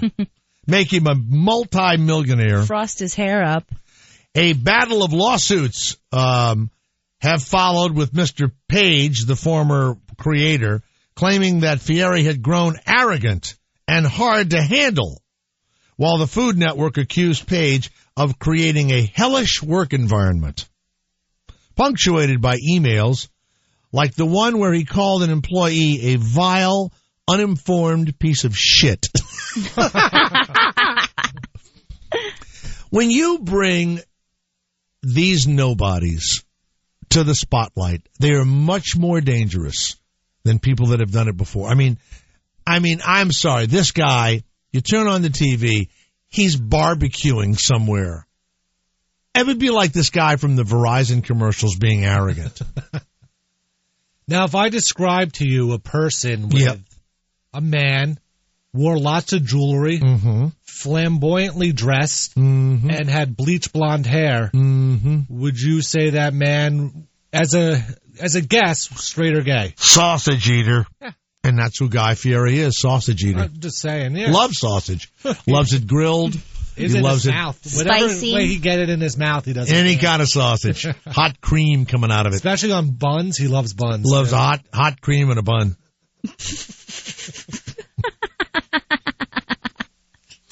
Well, after he was fired, the guy that created the show, the whole crew came over to David. That tells you something. No, it doesn't. It doesn't tell you anything. The Food Network wanted to make the show more personality-driven and less about every little single step that it takes to make the food. They wanted to make it more about Guy himself, and that's what it came down to. The food is what this got the show off the hook, off the ground, and now it's really all about Guy. Look, this is so unbelievably ridiculous. We have somehow elevated. This guy is he's like a chef. Not even a chef. He's like a cook for Christ's sakes. And I'm sure he's immensely wealthy. It's like Rachel Ray being a billionaire. And that was years ago, that all the shit that she sells. I should have been a cook. And I could sell you some piece of shit pot and you'd have bought it. And you'd have a great line of aprons. I love aprons. I know, that's what I'm saying. You should do that anyway. I have that apron that looks like the body of David, the statue, and went down here the penis and everything else, and then your head. Oh, yeah. I love wearing that when people come over. But his main show, he doesn't even cook. He just eats food and tells you how good it tastes. But he has He's his not a own cook? show. Yeah, he does. is. He has his own show on the Food Network. Yeah, but his main show, the Triple D show, he just eats. What I love is Emerald. also a game show Emerald host? looks like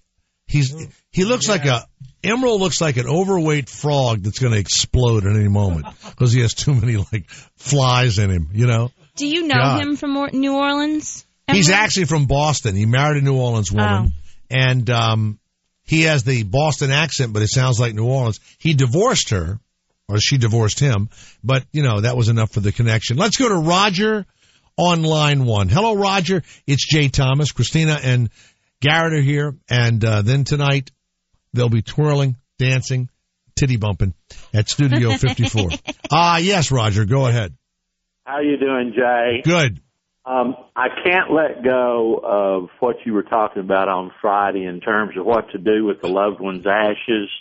Yes, we discussed that. Shoot them in the air, throw them somewhere, bury them, grow roses with them. Yeah, we had a discussion about that. Yes. Smoke them. But right. Your point was you need to make them a part of your life. Mm-hmm. And so yesterday when I called you late, I've got this concept of where you package the female ashes in like a small tea bag. Right. Then you do the male in a small tea bag as well. So you have 2 tea bags with ashes, and do you add aromatic tea leaves to it so that you actually make a tea, a kind of an ash tea of your loved one? What's that? You can. If it's a woman's ash, because I was thinking of it as, you know, some women think of men as being douchebags. Yes. So you can make a douche out of a man's ash and run them through one more time. Then for the women, you think of tea parties. So if it's a woman's ashes, you could make some poo tea. You make some poo tea. All right. Roger, you think of this all by yourself, did you? I did. I was driving home, and I thought, you know, I think I'll have a cup of my wife's poo tea. All right. Well, thank you, Roger. It's a great idea. You know what? I believe that you would offer that service where people would mail the ashes to you, and you would and you'd have it with like jasmine tea or green tea or whatever. And when you did the tea, there is a woman who has been carrying her husband's ashes around and eating them for a couple of years. They had her on television. We tried to get her on. Is she like the lady that eats the couch cushion? Same show, yeah. Okay. Same kind of thing. This woman is eats her husband's ashes. She ate like a pound. I think it's 3 pounds. She ate a pound in 6 months. Well, why would you do that? You're just going to shit it out anyway. Well, her ass smells like an ashtray. You know, you're down there gnawing on her going, are you a smoker? You know? No, that's just, you know, Ralph, you know. All right, Roger, thank you. Thank you. Great show. Thank you so much. I love people with no furniture in their building. Sean, California, the Jay Thomas Show. Yes, sir, go ahead. Hey, what is Gianna's last name? Doesn't have it. She's single name. She's like Beyonce. Yeah. Single name. Yeah. Well, why would you know what's weird? You know what? You guys are up to no good. You want to find her last name and try and find her on Facebook and all that other bullshit. It's the typical. You're creepy, fucking creepy. Oh yes, you are. You want to see her tits, or her ass, or whatever. No, creepy. What's wrong with wanting to see what she would put a face with the voice on the radio? She must have a Facebook page. Just Google Gianna hair extensions. No. Yeah. Really? Yeah, they'll come up. Yeah, Gianna hair extensions. Look, Christina's very lovely. Gianna's very lovely. And Gianna is, around 40 years old. She's, she's got some, She's lost some traction on the treads. But she's...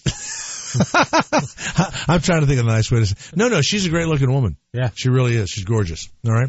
Now, remember, since I've been a celebrity since I was a young man, none of this bothers me. See, I'm like a woman with a gorgeous body. I walk into a room and people are all over me. And I people go, aren't you affected by it? I go, of course not. There was a woman last night who was all over me, and I said, look, I just can't do this, okay? I cannot do this. I got things to do at the house. I gotta go. What's that like to get that kind of attention from a woman? Well, Christina's laughing. She knows, she's been around me. I just, listen, I guess I could fall or crack or whatever, but I feel as though I just take my fantasies home, I masturbate, nothing comes out, I go right to sleep. That's what I do. By the way, I'm going to start drinking a big glass of cream. Wait, does this mean that you're shooting blanks? No, actually, everything's working fine now. Apparently, I wasn't You're drinking. shooting blanks anyway. Well, I'm shooting blanks anyway. Oh, okay. Right. It's one of these. And it's just a little clunk, dink, You sound like a beautiful woman, yes. Too. Should you have told Gianna not to wear heels? I didn't tell her not to wear heels. Should you have? I told her, no, she's bring gonna a pair of flats. No, she's going to take a cab to the hotel. We're going to walk 2 blocks. No, but she's like 6'3". Oh, I like that. Oh, no, I love that. All right. This guy out there he's probably got a hard-on that's driving the truck now. Oh, my God. What's she look? 6'3". Wonder what her cleavage is like. Oh, I think I looked up her dress. I was looking up a woman's dress once, and she says, what are you looking at? I said, well, you got black panties on. She goes, no, those are flies. Does cleavage really not do anything for you? No, I find it weird. It kind of looks like a butt cheek, No, but I don't get what looking at a stripper does. They're not going to, what I get is this, a woman taking her clothes off, talking to you going, hey, I'm here for you. Here I come, bending over. This is yours. I'm going to touch you. I'm going to grease you down, whatever the fucking deal is. And I'm going to put your penis in my mouth and look stupid. That has real meaning to me. Friends of my wife listen to this show, and they must, when they're sitting around with her, they must go, oh, God, I want to tell her, but I can't. Oh, because when I see them, they'll go, gee, I listen to the show all the time. Does your wife know? I go, no, don't say anything. Say a word. Okay, Kodiak, Alaska. A 6-year-old female German Shepherd is recovering in the Kodiak animal shelter after being stabbed numerous times. The Kodiak Daily Mirror reports that the dog, after hours of surgery. This is like in, the USA Today. This is the biggest story from Alaska. Okay? After hours of work by doctors, they've saved this dog that's been stabbed. I'm going to go around the small horn here. This is in the USA Today, in that, the States, that paper, right? Christina, what do you think they've named this? And thank God the German Shepherd is alive. What do you think they've named, and they're so proud of it, this dog that has been stabbed and brought back to life and will live in the kennel the rest of its life as a mascot? What have they named it? Stabbed like 10 times by some maniac in Kodiak, Alaska. Sarah Palin. Sarah Palin. Very good guess. Garrett, what do you think? Lizzie Borden. No. But you're kind of warm. Gash. That's another word for vagina. Yeah. Oh, really? I wonder why. Gee, I wonder why I said that then. I wonder why. Yeah, they named it Gash, and they're so proud of it, and it's got a headline, Gash is alive. Do they not know? Nah, probably not. A woman... Gash could be ready for adoption in a month. You like the pet Gash? Come here, Gash. Come on, give me a kiss. Ew. Give me a kiss. Come on, Gash. You know what's weird? gash licks me. It's a female, too. That means it has a gash. It bleeds from its gash. Leave it to Christina to, put icing on the cake. Oh, she's... Someone asked me, what do you think of this NBA strike? Who gives a shit? They play 82 games. We still get their sneakers. No, but it's too many games. It's like baseball. 180 games, whatever it is. It's ridiculous. Absolutely ridiculous. 82 games. And they do it, I guess, because they give them so much damn money, right? I don't know. Because they get money. Who cares? 82 games. And, their record is like 28-22. That's ridiculous. Why does this keep happening, though? It was the hockey thing was done, and then there was talks about NFL. Greed. Sad story, Dan Weldon, who was an Indy 500 winner, 33 years old. But all these guys are so handsome, aren't they, Garrett? It's like what happened to the guys you see working on cars that are, tattoos, and a big stomach, and hairy backs. They're all from California. And Jeff Gordon, Jimmy Johnson, I think they're both California. But boys. are they? Are those NASCAR guys? Those are NASCAR. Oh, yeah. But Where do they get these handsome guys and suddenly they're race car drivers? Guys I see that to really get in there, not so handsome, Well, I think outside of the United States, racing's like number 2 to soccer. Well, what do they call that? Where the guys make hundreds of millions of dollars? The Formula One racing.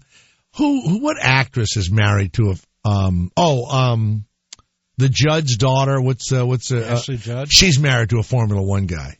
By the way, is it Helio Castroneves? I don't know, but I had that last night with a black ink, squid ink pasta.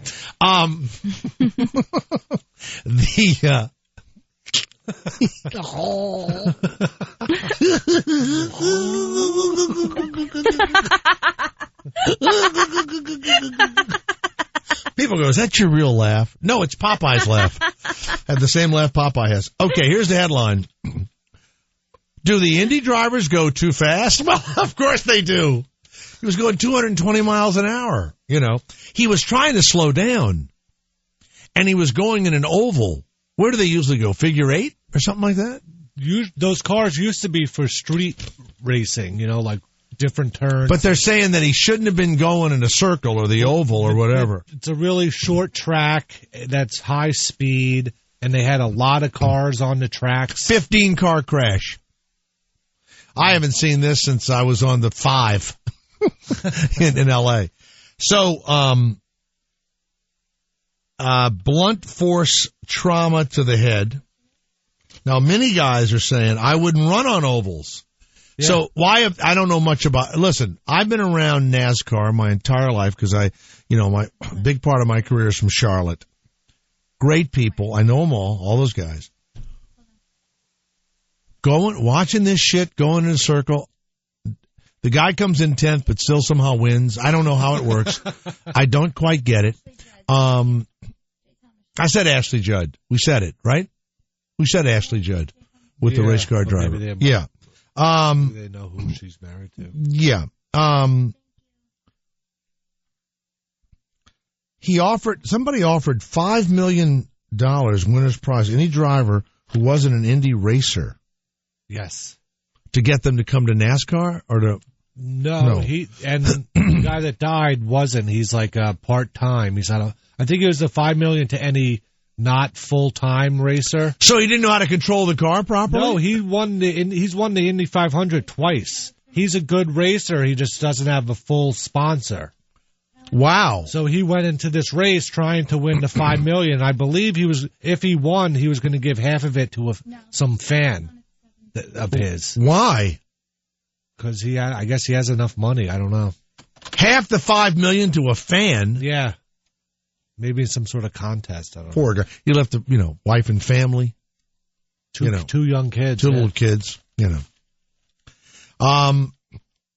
There is a state prosecutor here, Alicia Smith. When she's not prosecuting criminals, she's the feared dominatrix, Alicia Spark. Have you seen her? So she's prosecuting people. Then they find out she's a dominatrix. Oh, wow. So Gloria Allred is her lawyer, and here's why. They fired her, got rid of her. But she claims she never took any money for beating the shit out of people. So it she didn't did it for fun, for love, for whatever. Yeah. So stupid. There she is. That's the best gig in the world. And she's prosecuting people. Yeah, you don't have to fuck anybody. Why wouldn't you? I want to be a dominatrix. If you just have to ridicule You are a people. dominatrix. Yeah, but I'm not getting paid for it. You bust my balls on a daily basis. Pay me. Yeah. So Ashley Judd married to Dario Franchitti. I had that for dessert. He won the whole series last. Could I have the Franchitti, please? Do you want the berries or the Dario? I want the berries. All right. Thank you. Pete of Indianapolis, what's the deal? Were you there at the race? Did you see the horrible flaming crash that caused Wow. And it was horrible. Now, let me ask a question. Isn't the attraction to racing, NASCAR, everything, there is an attraction to the crash, isn't there? No. I mean, I guess in some cases there's an attraction to things that happen during the race that change the strategy of the race. But isn't there an attraction to a death-defying crash could take place at these incredible speeds? Well, certainly not death-defying. Death-defying, but certainly not, as bad as it was on Sunday. So 15 cars. Were you really at the race? Or you? Yes. No, I was really at the race. And in fact, Dan Weldon, who passed, he was the fellow who was running for the $5 million. Wow. And that was $2.5 million for him and $2.5 million for a fan from New Jersey, a woman that was selected at random from people who registered at the place on the website. Now, the car left. I read that he was trying to slow down because his car was acting erratically. So he was trying to protect himself, and because of the oval and the high speeds, that it's not made for the Indy car. Is that it? Well, we were only 11 laps into the race, and I think there had already been a couple of incidents already where tires were kind of touching a little bit. Mm-hmm. There were 34 cars on the track. Usually in an IndyCar race, there are around 24 cars. That's a lot of cars. And Dan was behind the accident, and as the accident took place in front of him, he went to the low side of the track, which is the safest side. Mm-hmm. But as everybody slowed down, his car ran over Paul Tracy's car, and that's when it went airborne. And what it did was it twisted towards the fence instead of bottom to the fence.